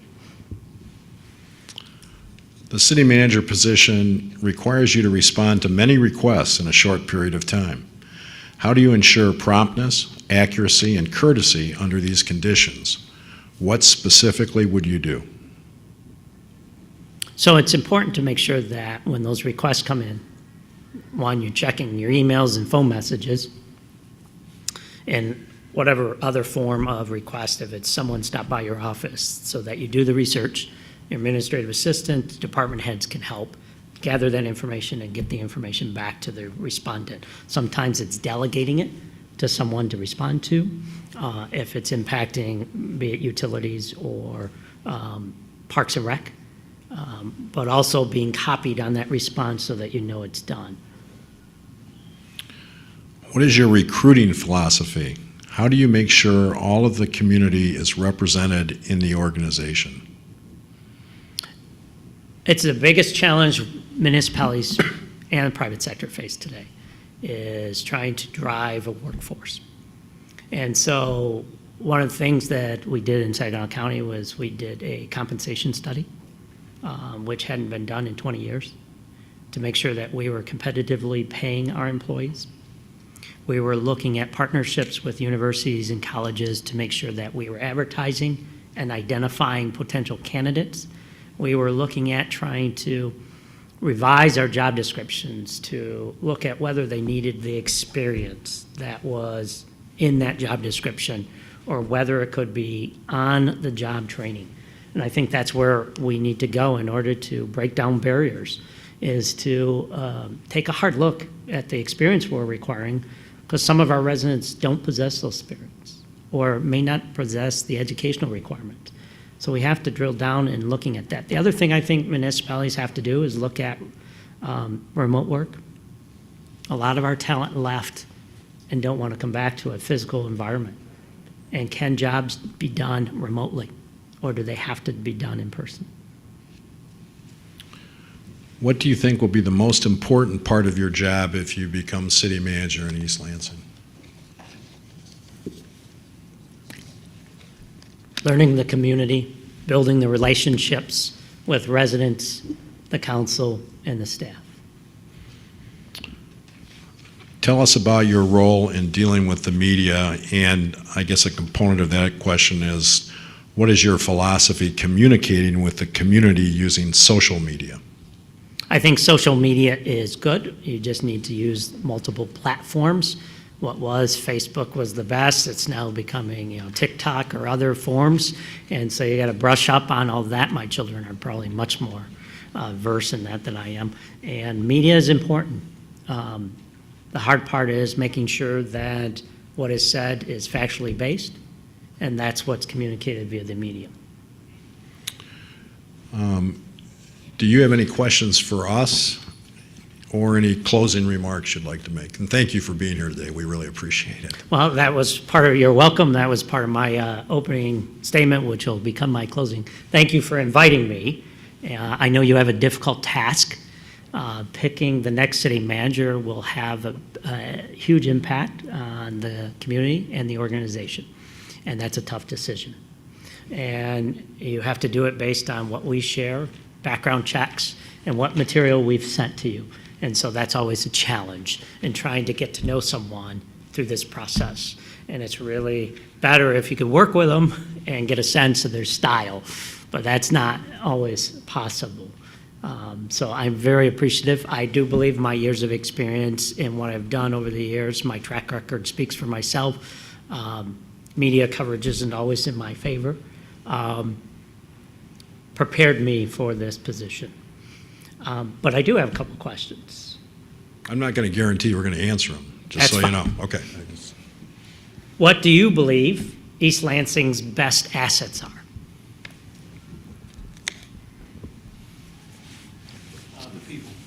Okay. I agree with that. I have the same answer to that question. Me too, the diversity of the people. Yeah, generically, I'm going to follow my colleagues and say our residents, and I always expressly want to include our student residents in that because I do think that that population is sometimes overlooked. So the wealth of talent that we have amongst our citizens, and then the collaborations that are possible because of the university. I'll stay the people just to be consistent, but I'll say I think the next city manager, I think anyone who can harness the opportunity, I think the town gown opportunity with Michigan State and East Lansing, I think it's been an elusive thing here in East Lansing and really making us the engine and that kind of thing. There'll be a new person in that seat. There'll be a new person in their seat across the street. I think the individual who can finally, or in a real way, harness those two potential opportunities can really change the trajectory of East Lansing. I think that's been maybe the missing link, and not for lack of trying, maybe on either side. I think it's a tricky thing. Town gown is tricky. It's unique, but I think if you can figure out that special sauce, you'll have something. Okay, thank you. Thank you, sir. Appreciate you coming in today. May I ask, I have just a clarification question. More than once you referenced a defense committee. Can you say the name again? It's the Michigan Indigent Defense Commission. The act was passed, I think, in 2017. Okay. And put into effect to make sure indigent defendants had adequate representation. And so what we're seeing is, because of that, we're not seeing as many people get jailed because they're there to strike a deal that works for the prosecutor's office and for the defendant. We're also seeing, the fact that they have representation at arraignment, which they never had in the past. Thank you. You're welcome. Thank you, sir. Thank you. Thank you.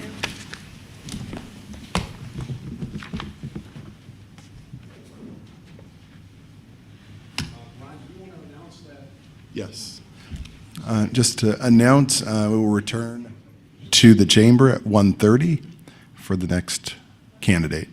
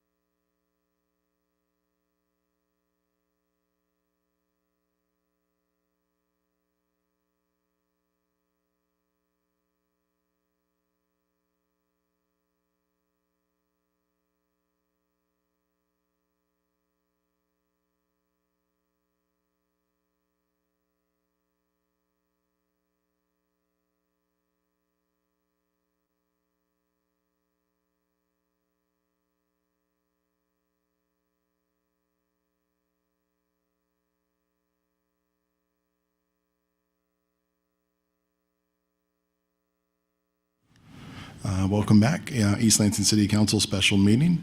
We'll reconvene with roll call. Councilmember Brookover. Here. Councilmember Garcia. Here. Councilmember Watson. Here. Mayor Pro Tem Gregg. Here. And Mayor Bacon. Present. Okay. Next up on the agenda, candidate, is it Collin, correct? Yes, correct. Okay. Collin Mays is the next candidate. You'll be interviewed. Questions will be coming from Councilperson Watson. I'll go down the line here and have everyone introduce themselves to you. You have approximately an hour to answer the questions, and you'll have a chance to give any other relevant information you see fit towards the end of the interview. Thank you, Mr. Mayor. Thank you. Noel Garcia. George Brookover. Dana Watson. Jesse Gregg. And Ron Bacon. All right. Is there anything else I forgot? Okay. Councilperson Watson. I'm going to start with question number 1. Can you briefly describe your employment history and qualifications and how those prepared you to serve as the next city manager for East Lansing? And tell us about your current position and the status of the community that you're serving. Yes, thank you very much, Councilwoman. I appreciate the question. I started my career working for the state of Michigan, worked for both a state representative as well as a state senator, had the opportunity to work on a variety of policy issues, dealt extensively with community relations as well. From there, went on to work for Michigan Works, oversaw Michigan Works, Southeast Michigan regions, apprenticeship programs, did a lot to try to help build apprenticeship and workforce development pipelines for Southeast Michigan. From there, went on to work for the city of Centerline as their economic development director.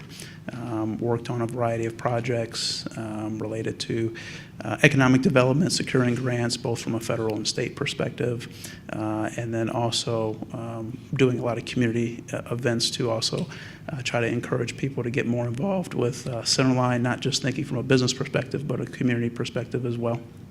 From there, went on to Delta Charter Township, which is right next door, and served as the Community and Economic Development Director, similar role, but also had the opportunity to work with housing measurements as well.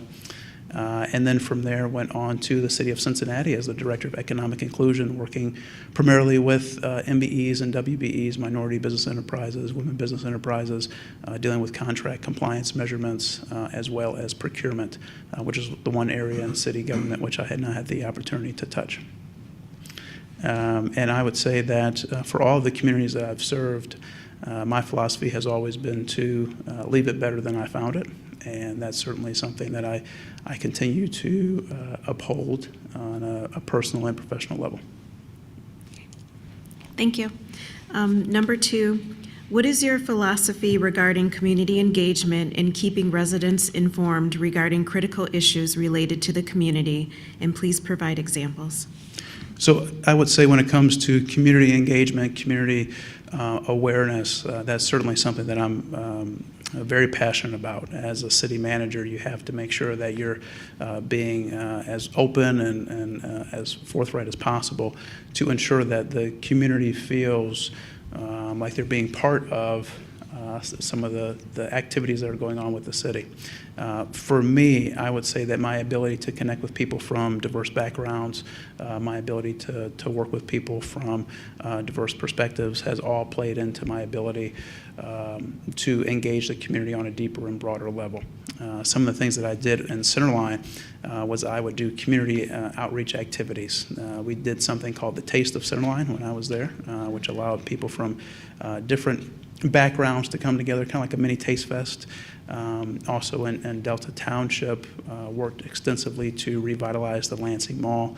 A lot of those businesses that ended up having kind of a pop-up shop style business went in that were residents that said, you know, my dream is to be a business owner, but I don't necessarily have the startup capital to do so.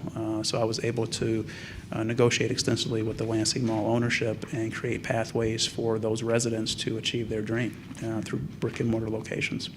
So for me, being able to be an advocate for the community is something that I'm passionate about. And East Lansing is certainly a phenomenal city and phenomenal community that deserves a city manager that is going to be able to collaborate and work with them.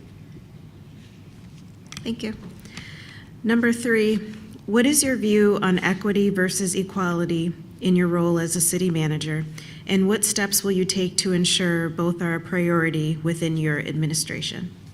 So I would say equality is making sure that everybody feels heard, everybody feels like they're being well represented, and that everybody feels that their local government is operating at a sufficient and high level. When it comes to equity, it's ensuring that our residents and that our business owners that maybe are struggling with finding a grant, maybe they're struggling with keeping their lights on for their businesses, that we provide them with the additional resources needed to be a success. We want to make sure that East Lansing is the model of not only mid-Michigan, but of the entire state to provide quality access for business, community, entertainment, and other things of that nature. All right, next question. What is your understanding of the council manager form of government, and how will you work to support respect and regard for this form of government? So for me, it's been the primary form of government that I've worked in. All the communities I've worked for, it's been a council manager form of government. It is my preferred. As the manager, it is my duty and obligation to fulfill the mission of the council and to also perform outstanding service to residents throughout the community. So I certainly understand that my role is not to be the mayor. That's not something that I aspire to do.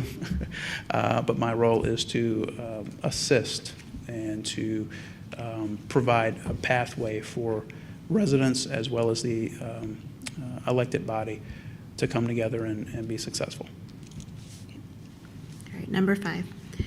In your view, are director perspectives more important/valuable than their subordinates? And please explain, how do you make room for dissenting opinions or views among your senior leadership? So it's 2 questions. So, in my opinion, it all comes down to communication. A director will not be successful if their staff do not agree in the direction that they're going in. For me, as a city manager, my role would be to ensure that both sides feel respected, to ensure that the director is supported, but also to ensure that the staff are supported. Typically, conflict exists when communication breaks down. And I would do my absolute best in this role to ensure that communication did not get broken down, and that if it did, we were able to quickly resolve it and ensure that, again, directors felt like they were being supported by administration, and then also that our staff, those that work for that particular director, feel like they're being supported as well, because the last thing we want is for people to leave off of a matter of miscommunication. All right. Number 6, sometimes there is strife in the workplace which creates a toxic environment that is clearly unproductive. As our city manager, how would you address this type of situation? And again, I think it all goes back to communication. There has to be a mutual line of respect. I believe conflict is good. We would not always see eye to eye on, or city staff would not always see eye to eye on a variety of different measurements, but it does come down to having the mutual respect for one another and having the ability to work across the aisle, being able to work with people that may think differently than you, being able to work with people that may view a problem as maybe not a problem. So having the ability, again, to collaborate with those that you're working with is vital to being a successful city manager, vital to being a successful director all across the board. And I got some water because I knew I was going to be reading the questions, and that water is for you as well. So if you would like some water, Thank you, I please appreciate it. feel free to help yourself. It's the hot seat, yeah. Yeah. No, I got what I got. Yeah, Tammy, help me out. You got ice. What's that? No, not right now. I'll let you know though. Thank you. So now number 7. Sometimes in-groups versus out-groups are formed within an organization. What actions would you take to discourage this from taking place? So one of my proudest skills, I would say, is team building and collaboration. You know, one of the first things that I would do as city manager would be to ensure that all staff came together, had the opportunity to do some internal training, as well as potentially bringing in somebody from the outside to do a group-led citywide exercise, just so that everybody felt, again, that they were on the same page. I know there have been some vacancies here at the city, so we do anticipate that there will be a variety of new hires coming in. We want to make sure that those that are longstanding city employees and those that are new coming into the organization all feel like they are being heard, and that we're eliminating any of those in-groups or out-groups. There's no clique here. Everybody is part of the City of East Lansing's organization, and we certainly plan to operate at the highest level possible. And that's the type of culture I would bring. Okay. Thank you. Next question, number 8. How much do you know about the City of East Lansing, its strengths and challenges? So East Lansing is a very special community to me personally. My mother was a assistant attorney general, and she actually used to live on Beach and Charles way back when. And so I'm very familiar with East Lansing, very familiar with its role in not only the Mid-Michigan region, but across the entire state and the prestigious city that it is. I would say the greatest strength, and just going out over the past couple of weeks and having the chance to interact with business owners and having the chance to interact with residents, and incognito, of course, was the sense of pride. That was the biggest thing that came across, was how proud residents are to call East Lansing home. And that certainly rejuvenated me and got me even more excited about the opportunity. When I think of East Lansing, I think of opportunity. I think of tenacity. I think of strength. And I think of grit, which are all things that East Lansing has. And I would say it certainly challenges, as every municipality has them. I can't think of one municipality in the country that doesn't have challenges, from infrastructure to thinking of new ways to get creative with economic development, to thinking of new ways to incorporate additional housing.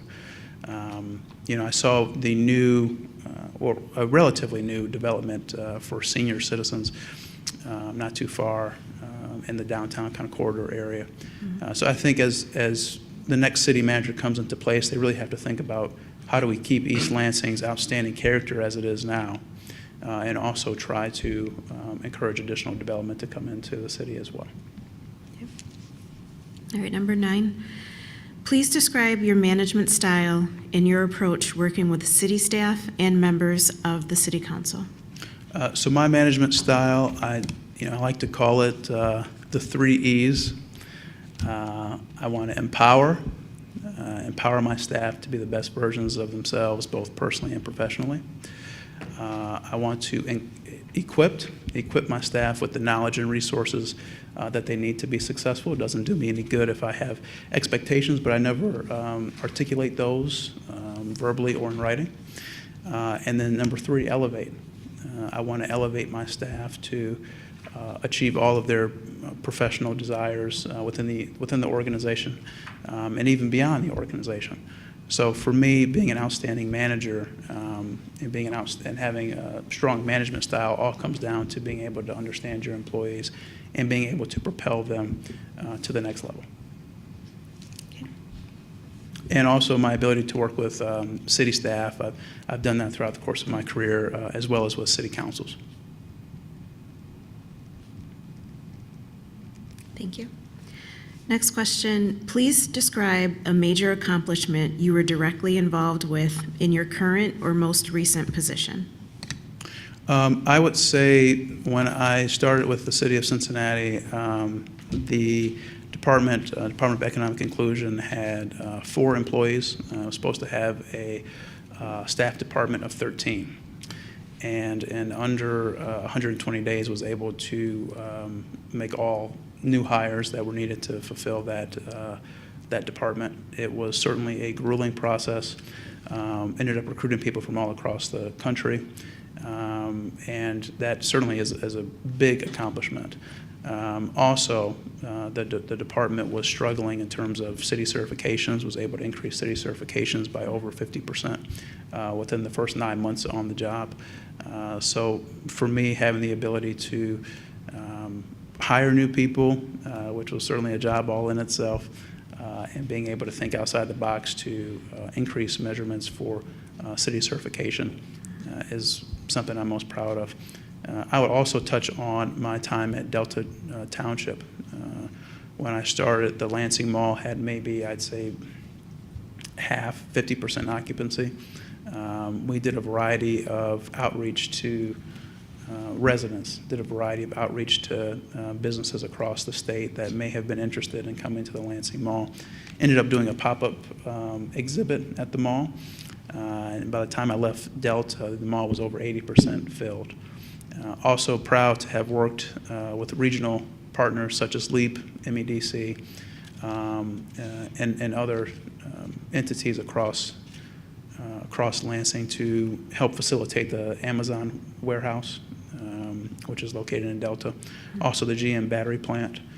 So certainly coming to East Lansing, it wouldn't be a learning curve for me, as I know a lot of the familiar faces around town. Okay. Thank you. Number 11, different people respond to information in different ways. Describe a situation that required you to communicate with a diverse group. How were they diverse, and how did you adapt the information to the needs of the individuals? So this is one of the things that I learned early on in my career, was that everybody interprets and views things differently. And it's important that you take your time to assess and figure out how people interpret. It's kind of like the book of those the 5 love languages. Which one do you feel the most? And that's certainly the same thing, the same method that you have to use with interacting with people that you work with. You know, there will be some people might learn differently when it comes to hearing things in person. Some people may prefer to get information via email. So it's just a matter of wearing multiple hats and figuring out, how do I properly execute my message so that the staff feel like they're being tasked with reasonable expectations, reasonable outcomes. Okay. Number 12, can you share an example of a decision you made upholding policy or regulation that you knew would be unpopular with your superiors in the organization? Describe the decision you had to make and what you had to do to prepare for any fallout. I would say, if I can use an example, maybe when I was serving in a volunteer capacity, I'm a big advocate in the community in terms of community outreach and engagement, things of that nature. I actually served as the chairperson for the Alzheimer's Walk in Detroit back in 2021. And that was right after, or actually still right in the midst of COVID. And we had to get very creative in terms of how do we fundraise, how do we get more people involved, because the walk as we had it previously was not the same. We had to make sure that we were going out, still getting people involved, still targeting people, and we had to think outside the box. And some of the methods that I used were maybe not the most conventional, but we ended up placing number 17 in the nation that year in terms of fundraisers. That was, I believe, I could be mistaken, but I believe that was 5 spaces higher than it had been the previous year. And that was my first time overseeing such a large group, especially of volunteers, 1,000+ people. So I would certainly speak to that as being a time where you had to think outside the box to get things done. From a policy perspective, I would say that I've had not too many situations where I haven't necessarily agreed with the city manager, the township manager at that time. So I can't say that I've had too many situations where I've been in necessary disagreement to the point to where I had to go in a completely opposite direction. But if I was to be put in that situation, I would do what's in the best interest of the community always. All right. Number 13, describe a time when you failed in a leadership role and the lesson you learned. Did you implement changes? Yes, I would go back to what I said maybe a few moments ago. Understanding people's communication styles. I've certainly failed in my career early on with understanding how different people interpret things, and making sure that everybody feels heard, everybody feels valued, and that I take the extra time to ensure that whether it's my staff, whether it's the community, whether if it's council members, that I'm listening to them. I'm not just articulating my thought process, but I'm listening to them, and I'm able to answer the questions or able to address any concerns that they may have. Thanks. Number 14, if you are appointed city manager, what is your plan for the first 180 days? The very first thing I would do would be to go to Tasty Twist. And That's a great answer, man. It's got my attention. no, it's a What would it's a you great. order? That's what I want. You know that now that's a toss-up. Now I could be here all day No toss-ups discussing over that. You know, for me as a city manager, it would be to build outstanding relationships with council and the community. I ultimately work for both. And for me, having the ability to have great relationships with council and great relationships with the community. Also with staff, you know, being a department director, you understand what other department directors are going through. And I think that staff will certainly appreciate that about my background, is that I've walked the shoes of a department director. It's not always glamorous, and understanding what the needs of each department will be going forward. Also, just getting more so caught up to speed with some of the community events. You know, I have to say I absolutely love the Roundup for Scholarships initiative that's going on. I think it's outstanding. I will also say that having the ability to go out to, whether it's town halls or interacting with as many folks as I can, reconnecting with some of those regional partners I mentioned before, from CATA to LEAP to MEDC to Delta Township to Meridian, because it's going to take a team of people to make Mid-Michigan the best region in the entire country. Thank you. All right, next question. Why are you interested in this position, and why should you be selected over other candidates for the position? Well, I've wanted to be a city manager since I was 8 years old, and it was quite a long time ago. But I've wanted to be a city manager to make a difference in the community. Before I wanted to be a city manager, I wanted to be an artist. Problem is, I can't draw to save my life, so please don't ask me to do so. I view my work as a public administrator, though, as an artist, and the community is my canvas. And the communities I've had the pleasure of working for, I'm trying to draw a picture that will last a lifetime. And I hope East Lansing will give me the opportunity to do so.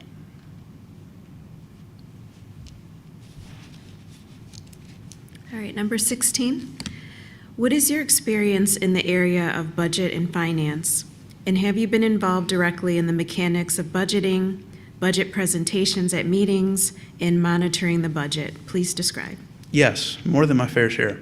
At the city of Centerline, because it's such a smaller community, about 10,000 residents, you have your hands in everything. I mean, everything from HR to police and fire, water and sewer, economic development, of course, and budget and finance.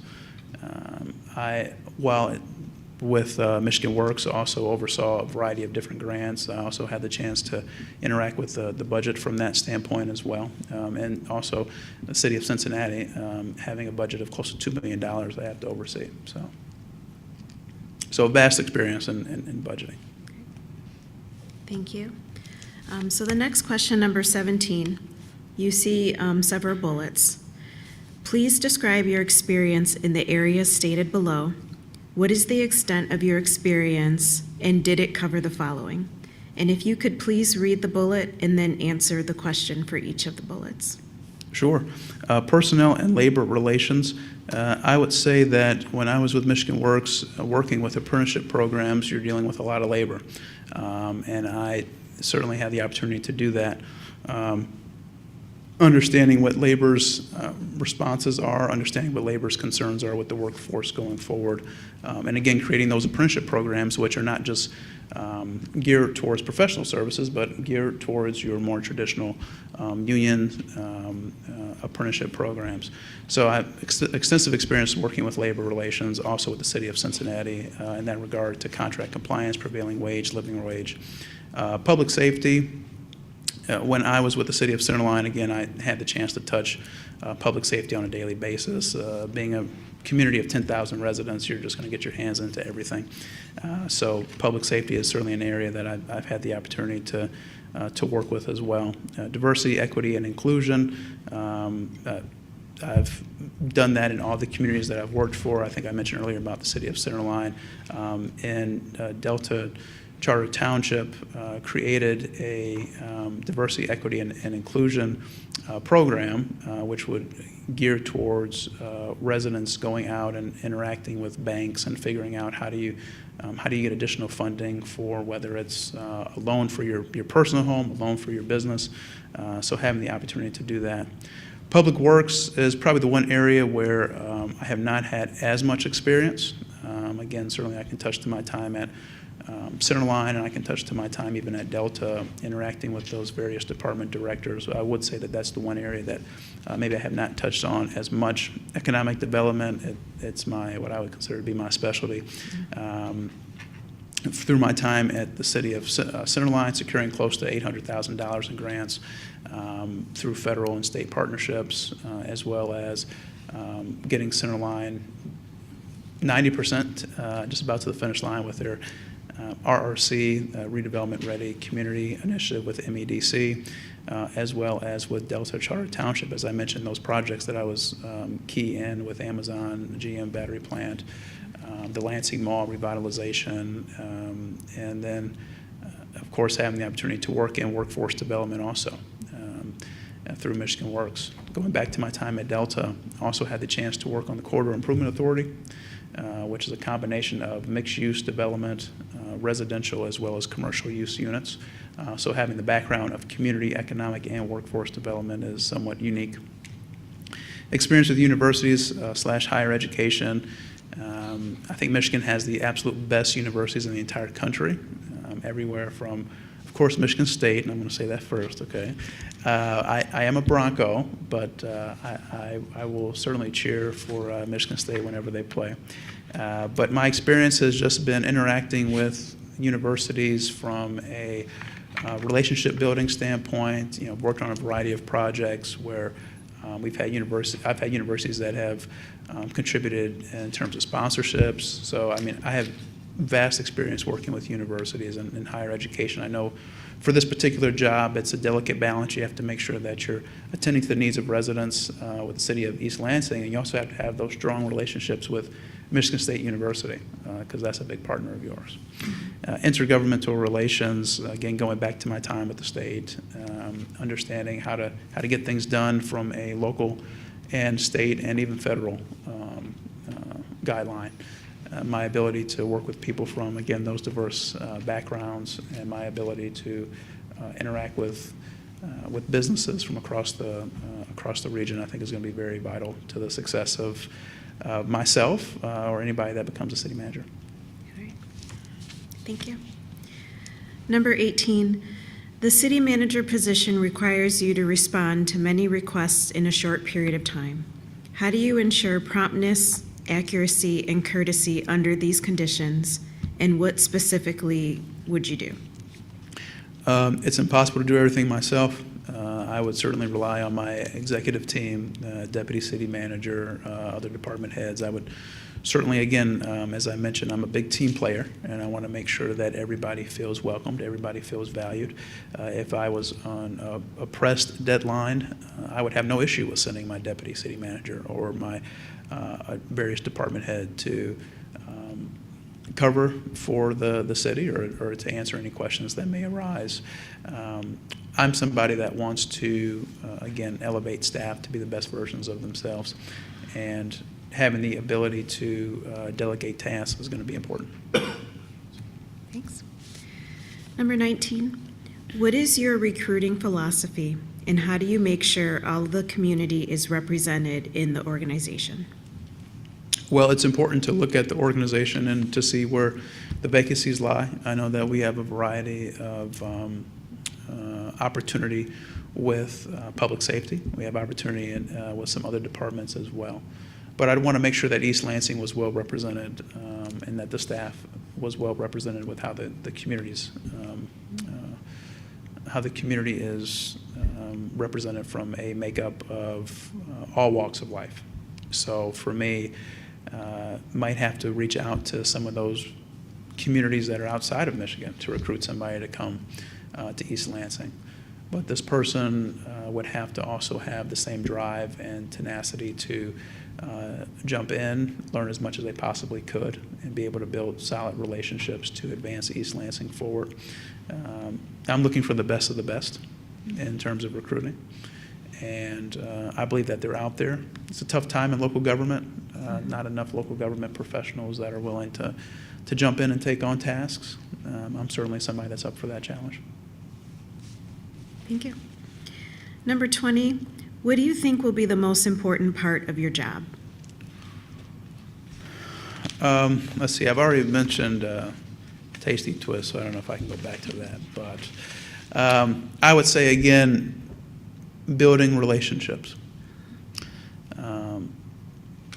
In order for the city manager to be successful with any city, especially East Lansing, you have to be able to build relationships. You have to be able to have people on your staff that you can rely on. Those are all things that I would work to do, not only within the first 180 days, but within the first 15 days. I have to have a good rapport with council. I have to have a good rapport with the community. I have to make sure that my staff feel like they can trust me, right? I mean, it comes down to things that you're getting into the work, and they're talking about economic development in the budget and all of those measurements which will be addressed. But before you address those, it has to come down to a matter of trust. I have to make sure that you trust me to do the job. And I want to be held accountable. I want to make sure that I'm fulfilling the role of city manager to the best of my ability and to the best of the ability of the residents. Okay, thank you. Number 21, tell us about your role in dealing with the media, and what is your philosophy communicating with the community using social media? Well, certainly I would rely on communications director, communications coordinator to handle social media posts, but want to be as visible, provide as much outreach as possible via social media. I know that everybody is on social media these days, so we want to make sure that that's a good way for folks to understand what's going on in the city of East Lansing. I have great relationships with the media. As I mentioned, I was chair of Alzheimer's Association's 2021 Detroit Walk. Did a lot of great media coverage around that. Recently did a project in Detroit called The Soul of Philanthropy, which chronicles philanthropy and how minorities give back, and not just from dollars, but from time and talent. So did a lot of media outreach there as well. So I'm very comfortable with the media. I have no objection whatsoever in dealing with media. All right, thank you. And so we've reached all 21 questions. And so the next question we have for you is, what questions do you have for us? And I lost my part, actually. So, and is there anything else you want to add? Did I say that correctly? Yes. Okay, yeah. Again, I just want to touch on my my career in local government, my career in the public sector. It's all I've ever wanted to be involved with. I have no desire to go to the private sector. I know I'll never get rich, but the goal for me is to make a difference in the community. And I view East Lansing as the prime community to be in the state of Michigan in terms of opportunity, in terms of diversity, in terms of industry, and in terms of making a difference. I want to have a long career as a city manager. I want to have a city invest in me as much as I invest in it. And for me, being in East Lansing, there's no other city I'd rather be with. I will say that question that I have, I'm going to turn the tables on you now. What could I do in the next 180 days to exceed your expectations if I was to be selected as city manager? Yeah, I was Not breaking the thread. I think you've hit on something that I think is just as important as what you think, and that's relationships. So in your first 108, you answered it. I mean, it's making those relationships, those positive relationships, because decisions are made based on trust, and that's where trust comes from, right? From making positive relationships. So I guess I'd answer it that way. So I term it a little bit differently. We need somebody who will unite people, not divide people. And I appreciate what both council members have said, and just kind of similar to what you said you would do, just making connections with people, listening to people, talking to a variety of people. It's reassuring to hear that you're not coming in to make specific changes until you've understood more about what it is that you're joining, and so I liked what you said. Yeah, I have a chaotic note-taking style, and so I kind of circle things that jump out to me as we're going through. And definitely that recurring theme of relationship building and trust. But the other thing that I circled that seems a little at odds with that is conflict is good, which I actually happen to agree with you.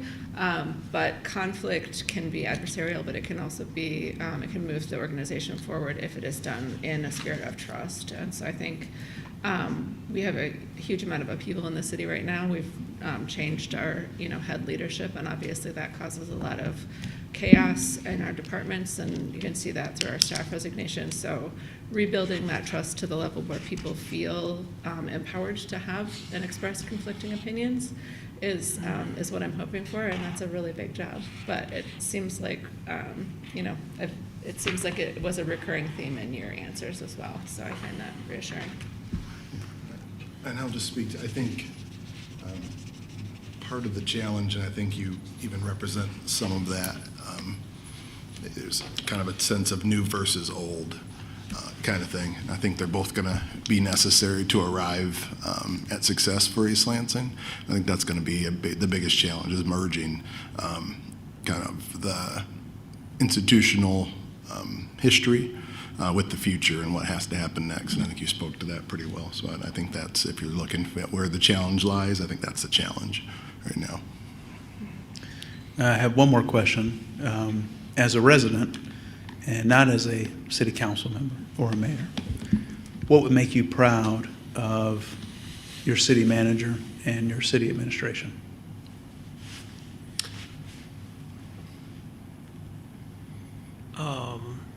What would make me proud as a resident? I have young boys. Well, they're juniors in high school. I would like to see them, if they ever chose to work in the city of East Lansing, feel like the employees of the city are reflective of that of the community. And we touched on some of our questions on diversity and having a diverse workforce, and giving them the opportunity, just like anybody else, to be able to work in the city of East Lansing. So diversity is very important to me as far as the workforce being reflective of our community. My answer is the same. I would be proud to have the city administration, the city manager, given our diversity, which I'm very proud of, to unite people, not divide people. I would say I thought about a time as a resident when I think we were trying again with the city income tax, and the city manager and the mayor at that time were holding town halls. And so you were able to come in as a person of the public, understand what was happening, why we're talking about it, why they think it's important, and also ask questions. And so I like seeing that in my city manager, that they're accessible and that they're also helping us understand things that we might not understand, but they value us being on board about.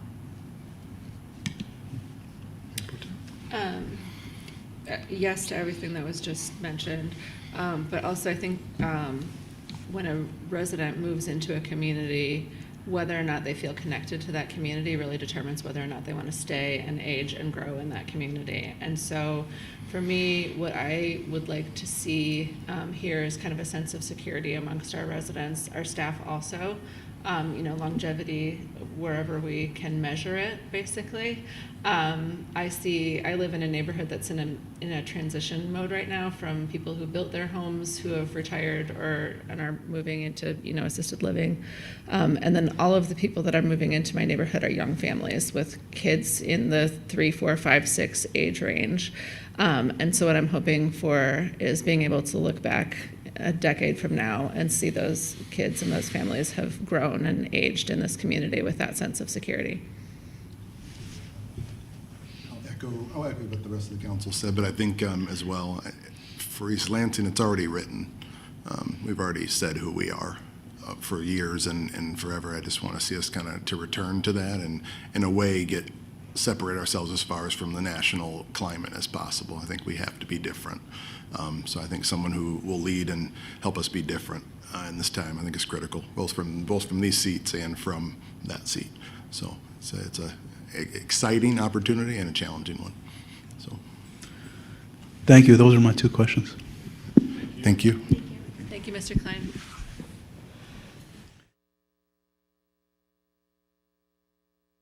Already failing. Sorry about that.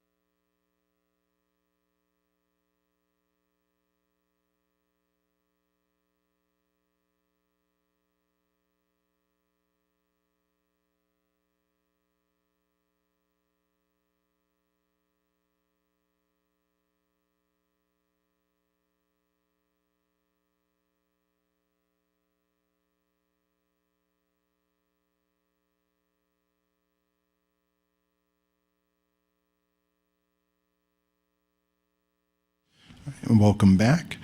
We want to welcome candidate for city manager, Adam Klein. Adam, you'll have approximately 1 hour with the subset of questions there will be asked by Mayor Pro Tem Gregg. What was my other instructions? Getting a little wonky. It'll be pretty straightforward. I think that's kind of it. I'll have each member of council introduce themselves to you, and then if you have, well, there'll be time provided at the end to ask us any additional questions or to make any closing statements at the end. Okay, thank you. Noel Garcia. Good afternoon. I'm George Brookover. Dana Watson, hi. Jesse Gregg. Hi. Ron Bacon. Thanks for joining us, Mr. Klein.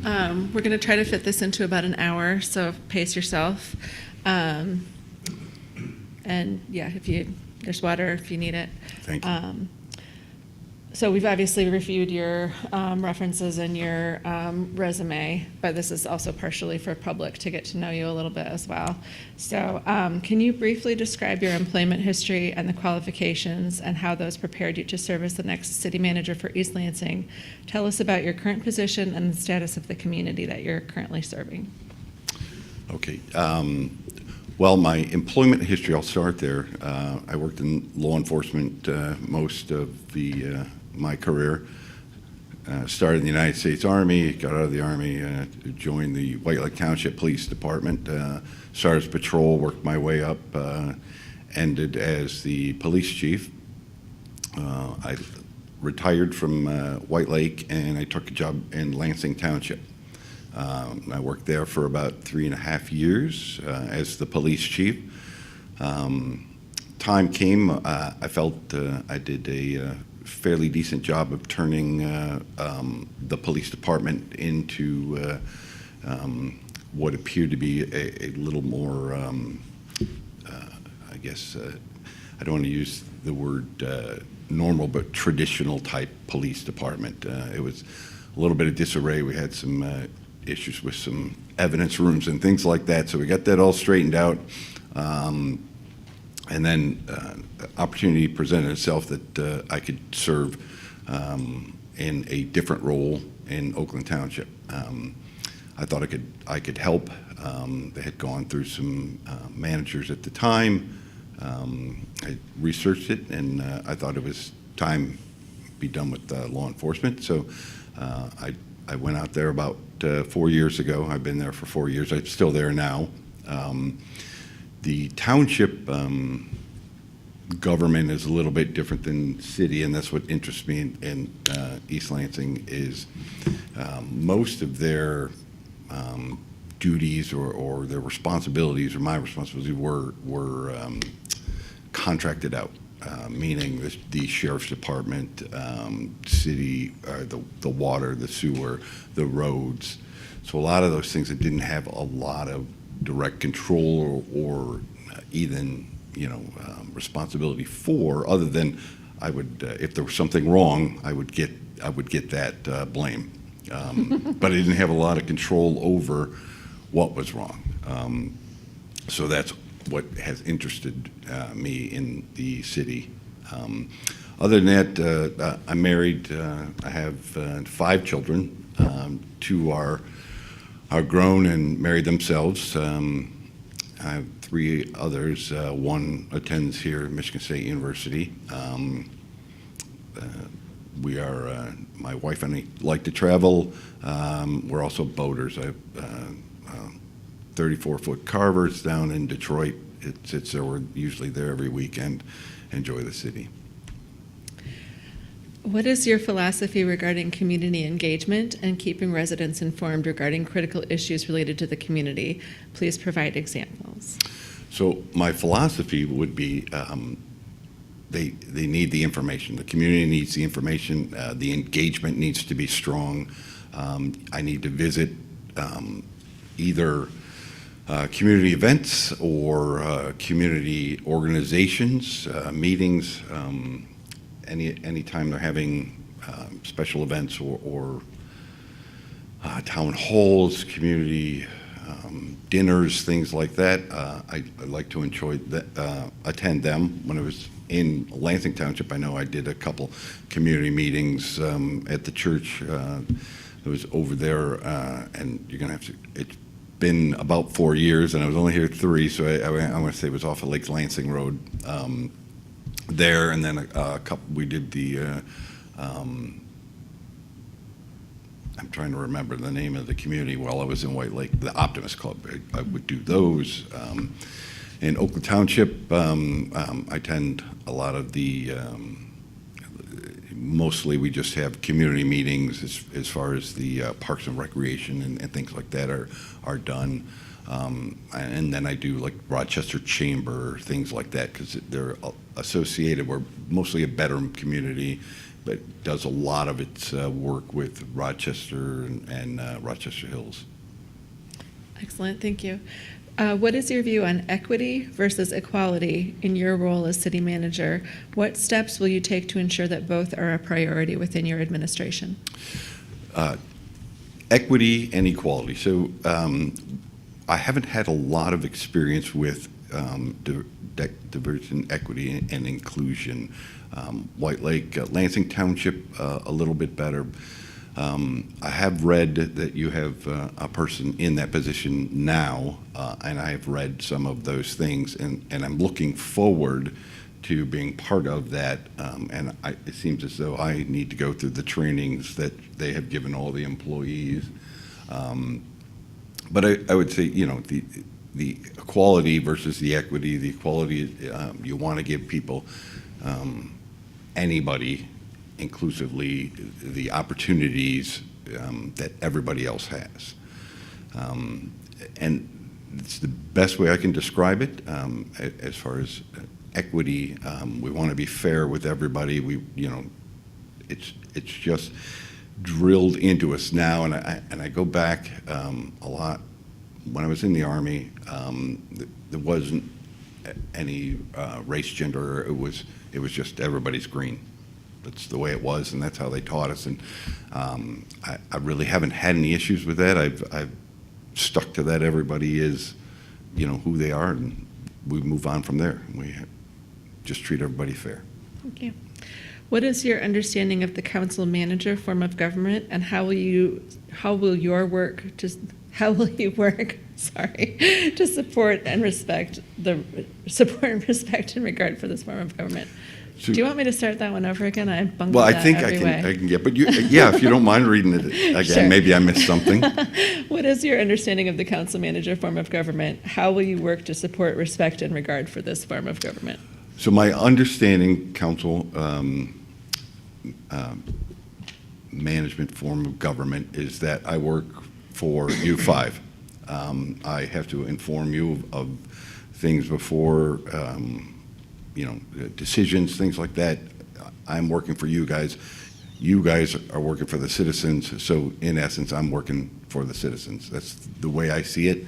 I always want to keep citizens first in mind and their decisions. And I never really have an issue with any council so far, since I've worked mostly townships, as long as the self-interest stays out. And sometimes you run into issues where self-interest comes first, and that's unfortunate. But I see that I work for you 5 folks, and you know, whatever you say goes. I'm your arm of the management or the government side. In your view, are director perspectives more important or valuable than their subordinates? Please explain.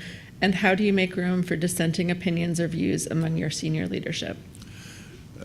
I missed the first part of the question. Sure. This is in regards to staff Okay. hierarchy. In your view, are director perspectives more important or valuable than their subordinates? And please explain. Well, there are oftentimes subordinates have bright ideas. Hopefully they go to their directors, and their directors respond to the city manager. I don't see it as any more or less important. I would say they're all important. We're just looking for good ideas to get to where we need to go as far as the government's concerned. And if there's an idea from a subordinate, then we'll take a look at it. How do I do dissenting? I would say I'm more collaborative. I like all the ideas. I want to hear them all. We make decisions. Ultimately, I have to make the decision. However, I want to hear all sides of the story, all sides, how we can get to where we can go. So dissenting, I will take them. I'll listen to them. We'll evaluate them. I might change my mind. They may be better than mine. Excellent. Sometimes there's strife in the workplace, which creates a toxic environment that is clearly unproductive. As our city manager, how would you address this type of situation? Well, it's always difficult, employees, and when you have a lot of employees, I mean, it's just personalities get in the way. Sometimes we miss what the ultimate goal is. So I like to remind employees what the goal is and who they're working for, and again, get rid of the self-interest and let's start working for the people we're supposed to be working for. To that end, I mean, I look to, I guess, not necessarily fix things, but I want a good work environment. Toxic work environments are just awful, and it makes it tough for people to come into work and things like that. So if there are little fixes I can do, maybe a chair, maybe a desktop, things that goes. I'm just thinking off the top of my head. Recent requests I've had, we had move employee maybe a little bit farther away from another employee. So if those little things I can do, I will make it a good work environment if I can, and then again see if we can all get to the end goal, and that is what the citizens of East Lansing want.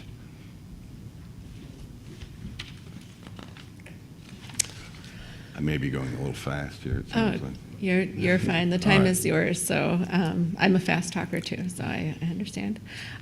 Sometimes in-groups versus out-groups are formed within an organization. What actions would you take to discourage this from taking place? When you say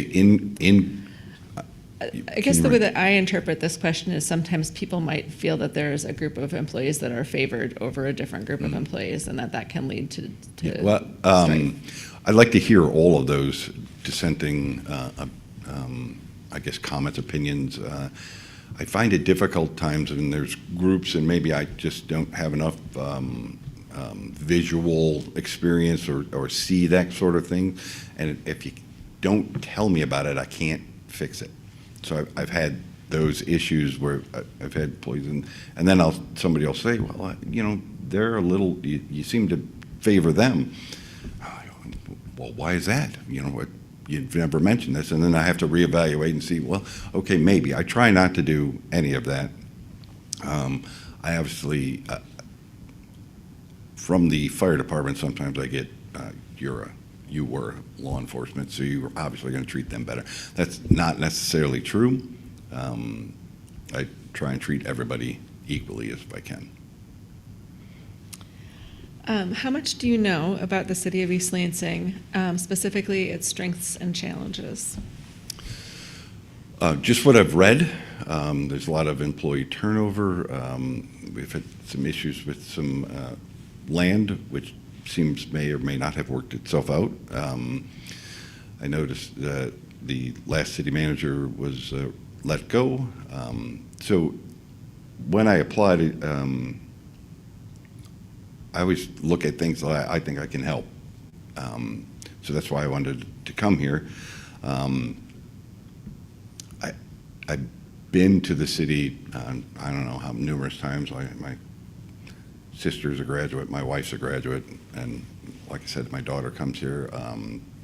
I've been just last year, Michigan Township Association was down in Lansing, and we came to the graduate. We did some things here.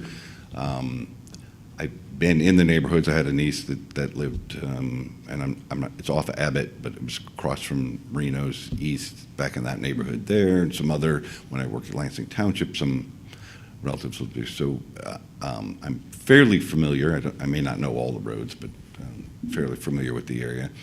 And as far as the people, it seems like a hard-working city that you know, the folks are friendly when you walk around town or you back in the neighborhoods. They're you know, just decent, good working people, and that's how I feel the vibe of East Lansing is. Thank you. Please describe your management style and your approach to working with city staff and members of city council. So I would say my management style is more collaborative. I am not the expert in any of these one things, but I know that there are experts out there, and I want those talents. I want to use those talents. So I like the bigger group. As I often say, the more eyes on the problem, the better. The way I see it, it helps me make decisions. So I don't usually jump to the decision. I want to weigh it out, and I want people to give me their decisions. Staff would be that same way. If there's issues in departments, you know, maybe I got to go outside the department to take a different look, or how it might affect some other department, or some, you know, unknown consequences. I want to weigh all those things before I make a decision. As far as council is concerned, again, as I stated earlier, I think my job is to work for you guys. And so I want to be upfront. I want to tell you all I can, so you understand what weighs in the decisions. And then, you know, if you want me to move in a certain direction, that's the way I want to move. Excellent. Please describe a major accomplishment that you were directly involved in with your current or most recent position. So I'm asked this one a lot, and Oakland Township is, like I said, a bedroom community. We don't have a lot of economic development. As a matter of fact, they frown on economic development. They're fiercely rural. They do not want folks to move in. They want to buy parkland and make it all less people. However, we recently, actually it was 2012, the state told them they had to build a water tower. They had to build two, actually, ground storage tanks for water in neighborhoods. We finally got that, and I would say to completion. We're within a month of completion on one of the water towers. We picked we acquired land, and we're going through the bidding process currently for the second water tower. So I've moved those projects along finally, avoid lawsuits from new developers and things like that. So major accomplishment in Oakland Township. I know Lansing Township, they were struggling for monies, and we were struggling for police cars and fire trucks and things like that. And they did a special assessment district for the whole township, public safety. That decision was the council's, but myself and the fire chief, we attended several town hall meetings, took the rancor from the citizens and explained why we needed this and why it was a thing that was ultimately going to help them, better protection, better cars, things like that. Ultimately, it passed and went through. So I would say that accomplishment, and it kind of endeared us a little to the citizens. We got to meet a lot of them, a lot more interaction. Different people respond to information in different ways. Describe a situation that required you to communicate with a diverse group. How were they diverse, and how did you adapt the information to the needs of the individuals? Can you repeat that Sure, one? Because and I'm not sure. Yeah, I'm on number 11, Okay. which is probably the second page of your packet there. This is, yes, a very complicated question. Sorry, I'll go back to the beginning. Got Different people respond to information in different ways. Describe a situation that required you to communicate with a diverse group. How were they diverse, and how did you adapt the information to the needs of the individuals? I would say I would go back to Lansing Township, at quite a diverse group on the special assessment district. When you're telling them something they don't want to hear, they're going to raise their taxes. And again, these were just good, hardworking folks. They were diverse in age. They were diverse in race. They were diverse in gender. A lot of times in the communication as far as language, I don't speak Spanish, so I had to have some help from some officers that did speak Spanish. So I try to get the information out the best way I can. If there's diverse groups, I will, I'll make adjustments if I can. If I can't speak Spanish, I'll bring somebody who can. If I have to go to a community group and meet them wherever they're at to get the message out, I'll do that also. So I want people to have the information. It's not, I don't want to withhold information if they have to make decisions or assist the city, be part of the community. Thank you. Can you share an example of a decision that you made upholding a policy or regulation that you knew would be unpopular with your superiors in the organization? Describe the decision that you had to make and what you had to do to prepare for any fallout. Well, the unpopular decision usually takes me back to White Lake Township. It was back, I want to say 2012, somewhere around that time when I think it was Governor Schneider came up with the policies where the employees had to start contributing for health care. That was not a good policy that I had to bring out. They were not happy with that. So I just had to explain it to them, and however many times it took to explain it to them. And then I got them to see how it was advantage to them. As in White Lake Township, they had a lot of auto workers, a lot of working people that have to pay for their own insurance. And you don't want the police, the ones you're supposed to be protecting and serving, to be any different than those. So I explained it in that way. This is an opportunity for you to be what your community is and what you represent. So it went a little easier. They still weren't happy, but it did go a little, they understood. It's still, to this day, they are the same way. They say that pay that same amount. And they're fairly successful there. Thank you. Describe a time when you failed in a leadership role and the lesson you learned, and did you implement changes? Failed in a leadership role. It'll take me back to an officer where I just could not get the officer to understand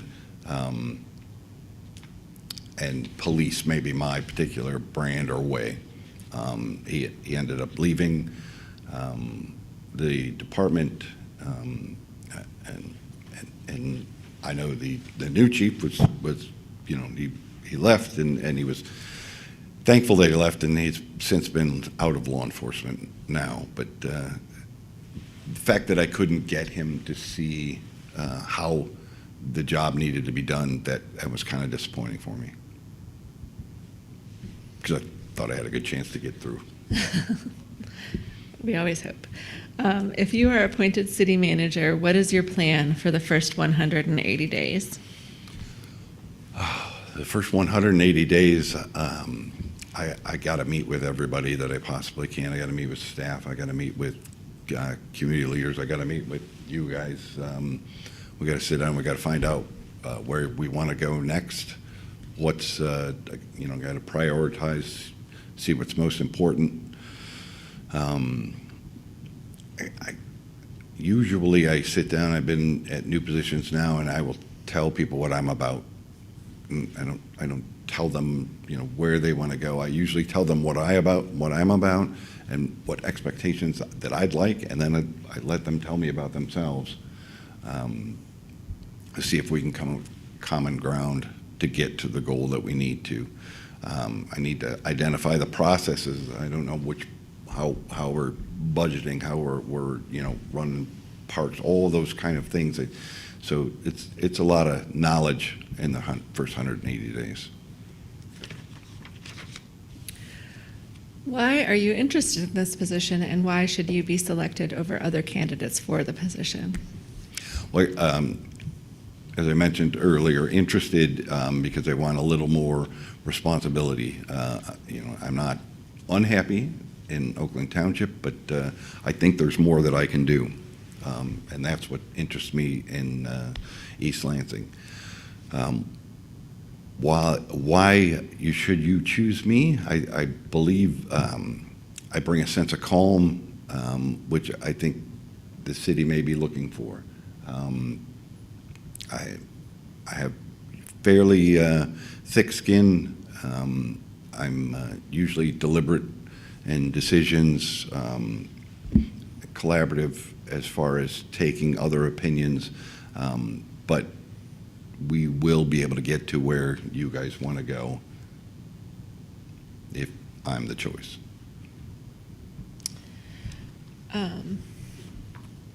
What is your experience in the area of budget and finance? And have you been involved directly in the mechanics of budgeting, budget presentations at meetings, and monitoring the budget? And please describe. So my early experience was just with department, and that was the police department. That's fairly easy. At Oakland Township, I work with the accounting and finance director.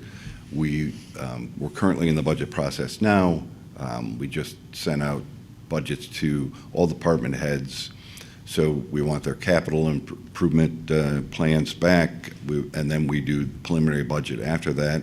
We, as he and I, meet with each department head. We go over the budget, and then we present the preliminary budget to the township board. Then we will set budget workshops. Matter of fact, I have the meetings tomorrow. Tomorrow night we'll do budget workshop meetings, and then we do quarterly budget presentations to see where we're at as far as staying within budget amendments if we need them. I'll present all of that to the township board. Usually the accounting and finance director and I work on those things together. So it's a little more hands-on, I think, than earlier stuff I did with the department. It was more of just, we need more police cars or less police cars and that kind of thing. Excellent. I'm going to point you towards question 17 in your packet just because there's kind of a long bullet point list there, so we won't lose track of where we're at. Please describe your experience in the areas stated below.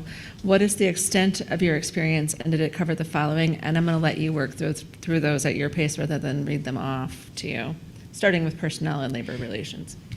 So personnel and labor relations,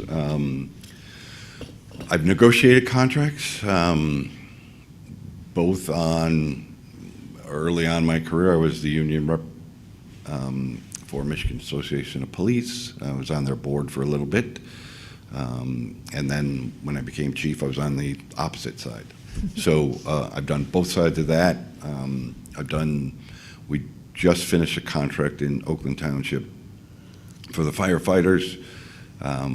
So mostly police and fire, no other contracts, no other contractual employees in Oakland Township. So, yeah, I would say both sides and at least, 3 or 4 contracts that I've done on the management side, and I'm sure 3 or 4 or 5 on the labor side. Excellent. And then public safety, I think we've touched on this at other points of your interview, but if you could just expand your public safety experience.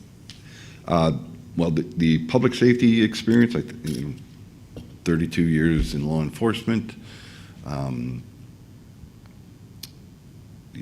as far as, police chief for at least 6 years, 5.5.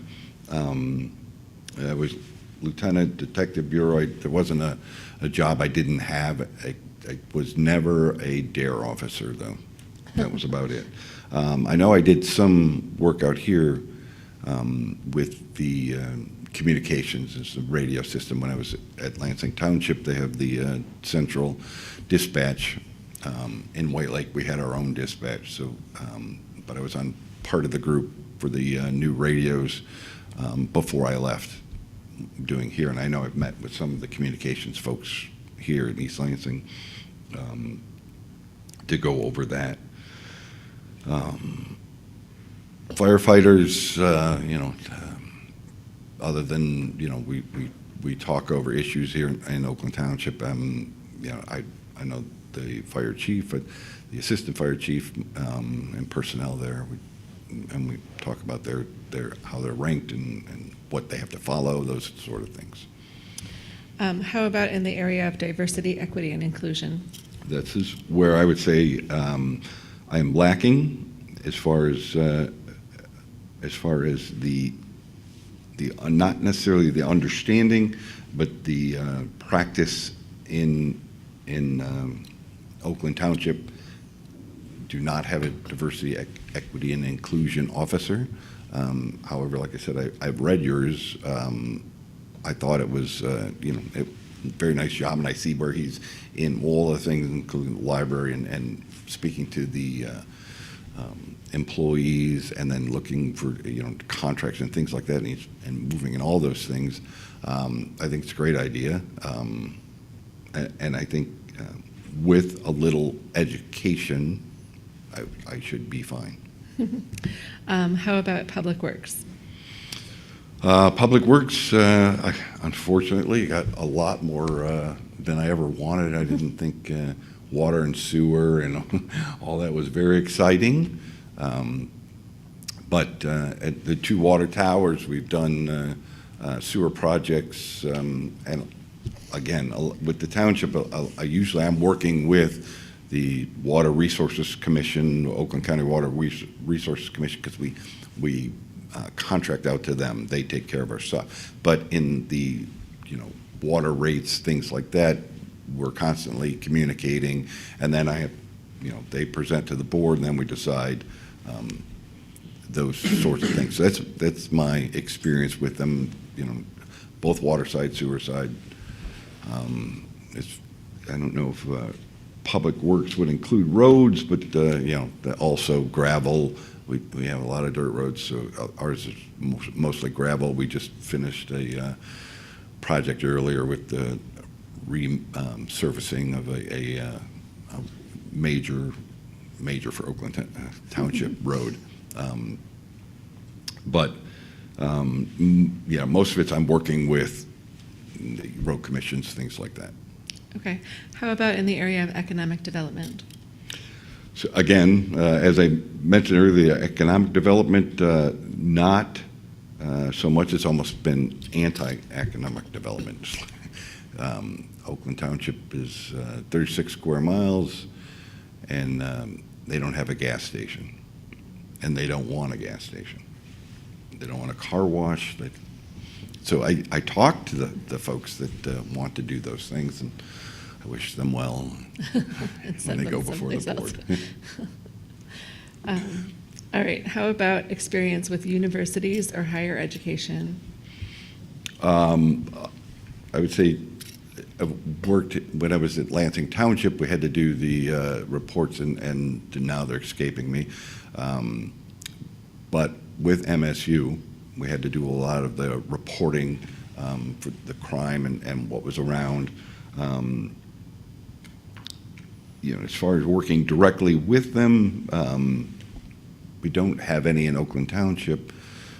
We do the Rochester Chamber. We do some things with Oakland University at that point as a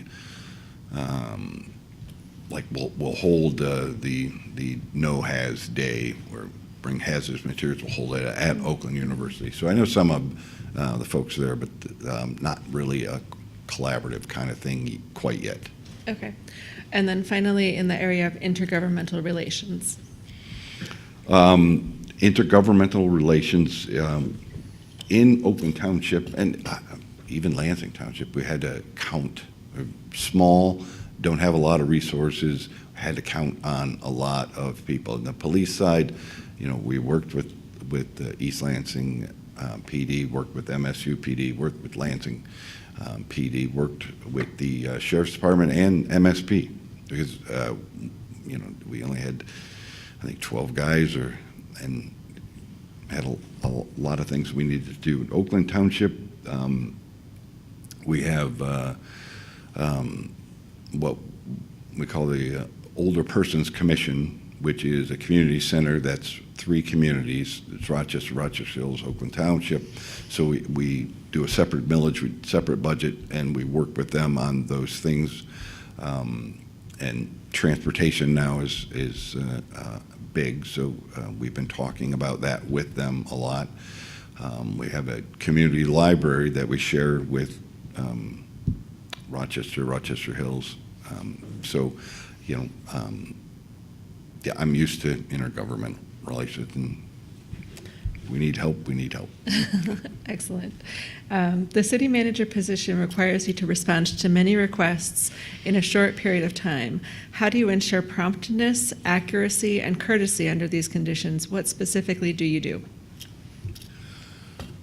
Well, if I get requests, I want to evaluate them as quick as I can.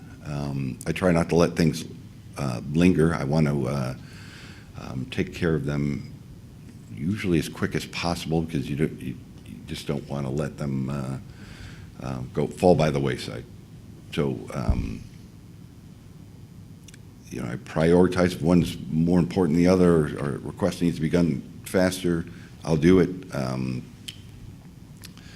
Yeah, I just can't think of an actual process other than when they come in, I want to take care of them, and I don't like things on my plate. I like to leave at the end of the day, usually knowing I have a good idea on where things fall and how things are going to be taken care of. Excellent. What is your recruiting philosophy? How do you ensure that all of the community is represented in the organization? So the recruiting philosophy and all the community, so I want to look at where we're recruiting. It's usually, I want to go to different, maybe non-traditional spots for recruiting.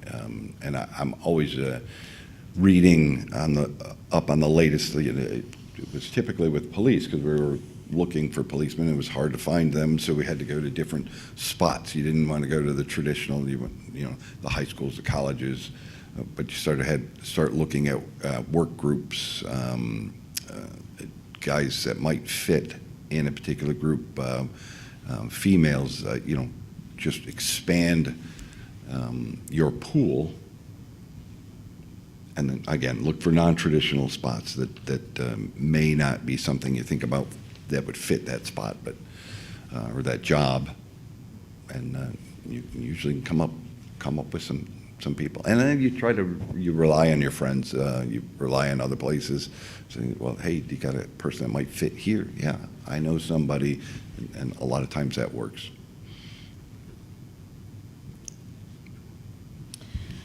What do you think will be the most important part of your job?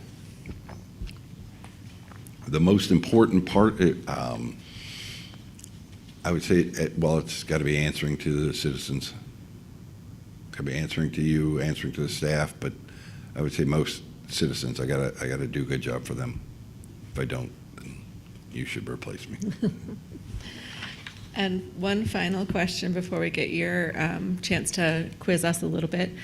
Tell us about your role in dealing with the media, and what is your philosophy communicating with the community using social media? So kind of 2 different questions there smashed into one. So social media, I think, is important. A lot of the I'm not the guy that goes out and does the videos and stuff like that. I probably could do a little better at those things. I've seen I have some cohorts in Oakland county that did a great job of just, I don't know if you know Brian Barnett from Rochester Hills, his brother Chris, they do just fantastic social media stuff, and but they're born to do that. I'm maybe not camera friendly, but as far as stature. But when I deal with the media, I did a lot here, unfortunately, because there was a lot of things that were happening in Lansing Township.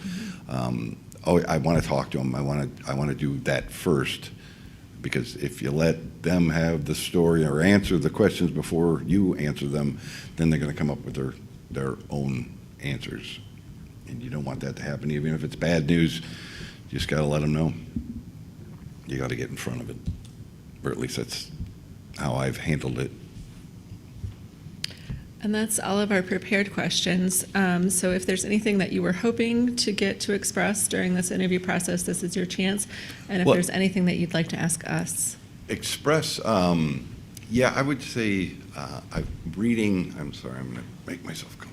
Go for it. I was reading an article, and it mentioned, it went through the candidates, and it mentioned that something about me being close to 60, which it was fairly accurate, because I did not write when I graduated at Central, which I don't know, that must have slipped on my resume. It was 2011, just in case you're wondering. So I spent a lot of time going to school and not focusing, and then I don't know what exactly hit me, but I need to serve. This is what I want to do. To get to those spots, I got to go finish this degree, start going to leadership schools and things like that, and finish those types of things. But I wanted you to know that I'm looking for a position to end my career. I want to finish however long that takes. I have a picture in my mind of 10 years. I don't plan on retiring or going anywhere. I'm looking for the final spot. And I was hoping it was here, but I just thought I wanted you guys to know that. That I'm not looking to jump again.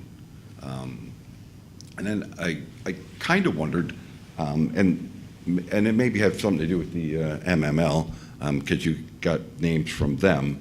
Mm-hmm. Why am I sitting here? I wasn't sure. A township manager, what was it about me that intrigued you, or why my name made it up here? I think you do have Joyce to thank for that in large part. She did an incredible job of vetting our applications.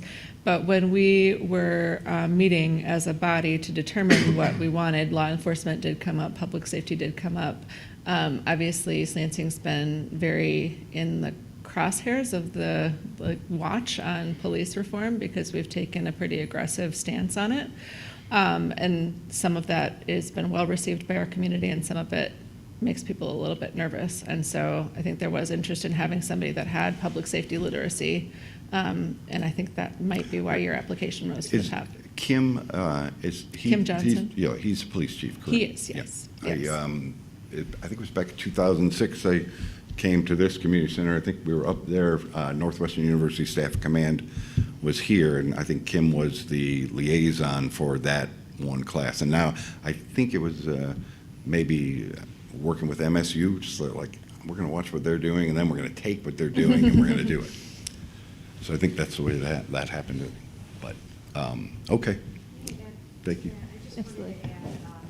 We were presented approximately 14 candidates.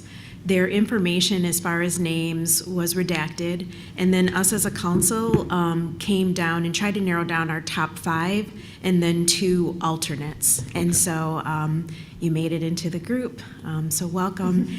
And I also want to state, as far as you talking about age, that age discrimination is a real thing. We see with employment, there's this sweet spot of not too young but not too old, but really, just as I was kind of sent for a curve when I was trying to ask specifics on gender, no one asked ages, and there's a reason why. We don't need to know the ages of our candidates. So, but thank you for what you shared.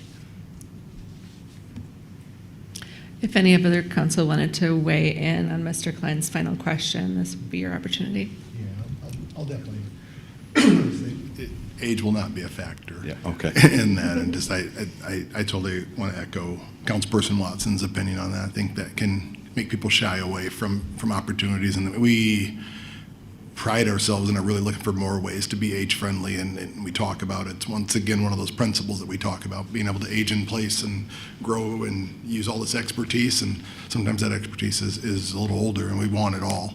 So that's not going to be a factor. I just want to assure you of that. Okay, thanks. All good? Okay. Thank you for your time, Mr. Klein. I think Emily's going to take you to your roundtable with our staff. Can I take the water? Yeah, go ahead. Yes, and there might be additional water and snacks over there. Tammy's supplied us. Yeah, you need to keep your blood sugar up. Thank you. Yes, thank you for your time.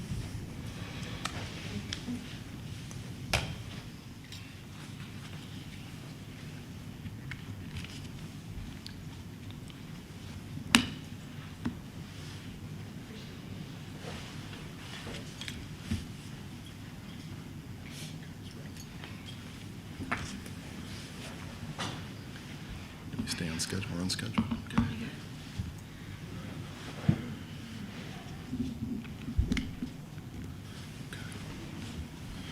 All right, so we intend to reconvene on Sunday.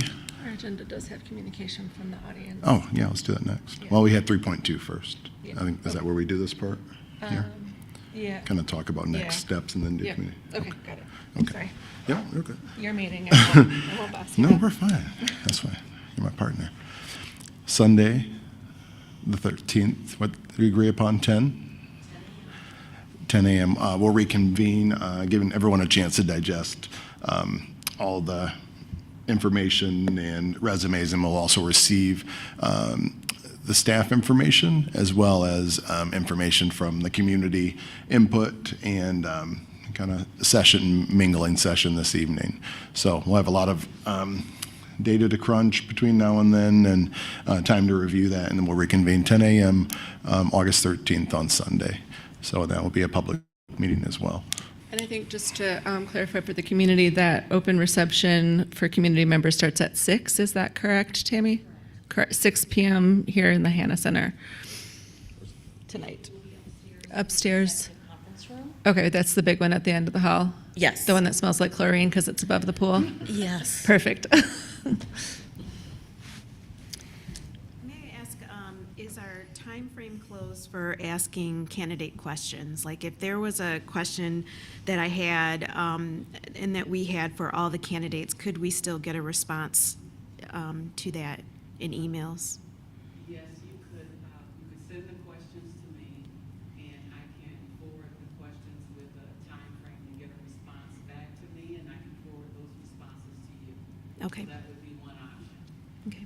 Okay. To follow up on that, if that does occur, can we make sure that those questions and responses are included in our packet on Sunday so that they're available to the public, since the rest of this interview process was publicly broadcast? Yes. Thank you. Anything else on council process, or do we want to move into the Sunday and just kind of allow some time to digest? Yep. Noel? I guess I did have a question.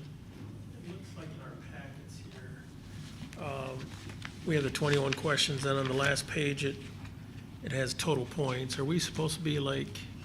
That's clearly optional. Okay.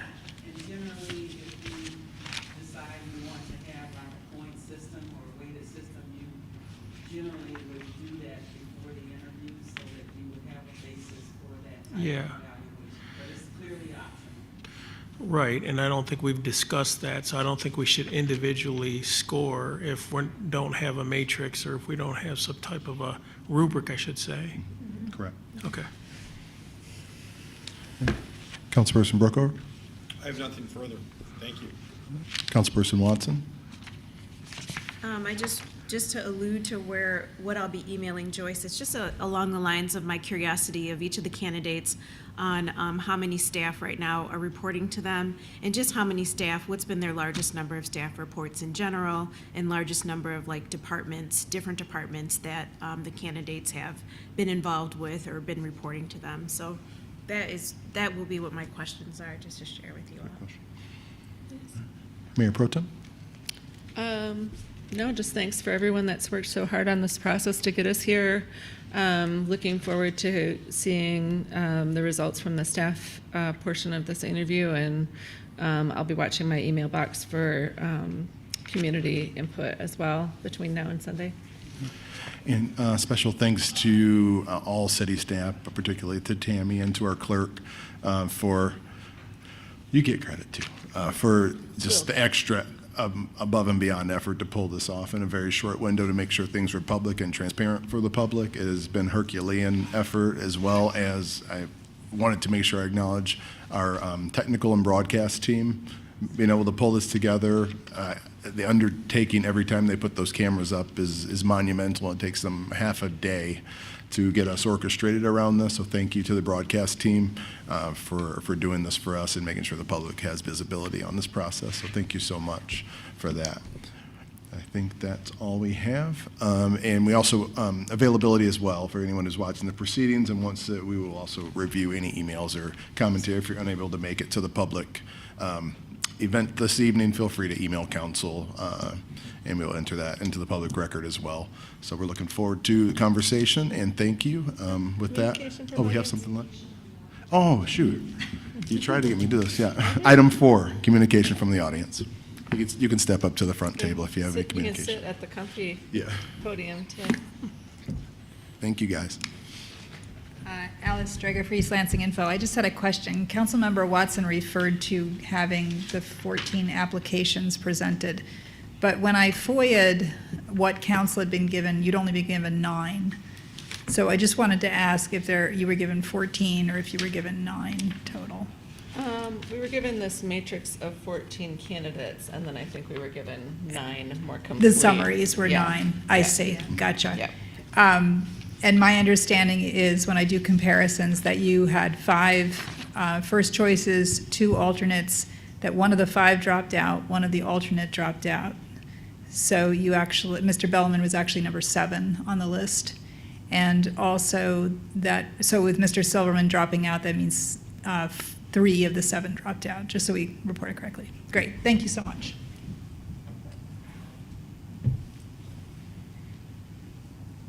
Public comment? Councilperson Garcia. I guess, is there some confusion there? We had 2 alternates, 4, because I know this might come up. We interviewed 4 today. What was the reason that we didn't get an alternate bumped up into that 5th spot? Is it timing? Well, we still had 2 alternates. I think the 2 removed themselves from the process earlier. Mr. Belleman was the second alternate. One of the alternates and one of the original candidates withdrew, and then Mr. Belleman was the alternate. Okay. Yeah. All right.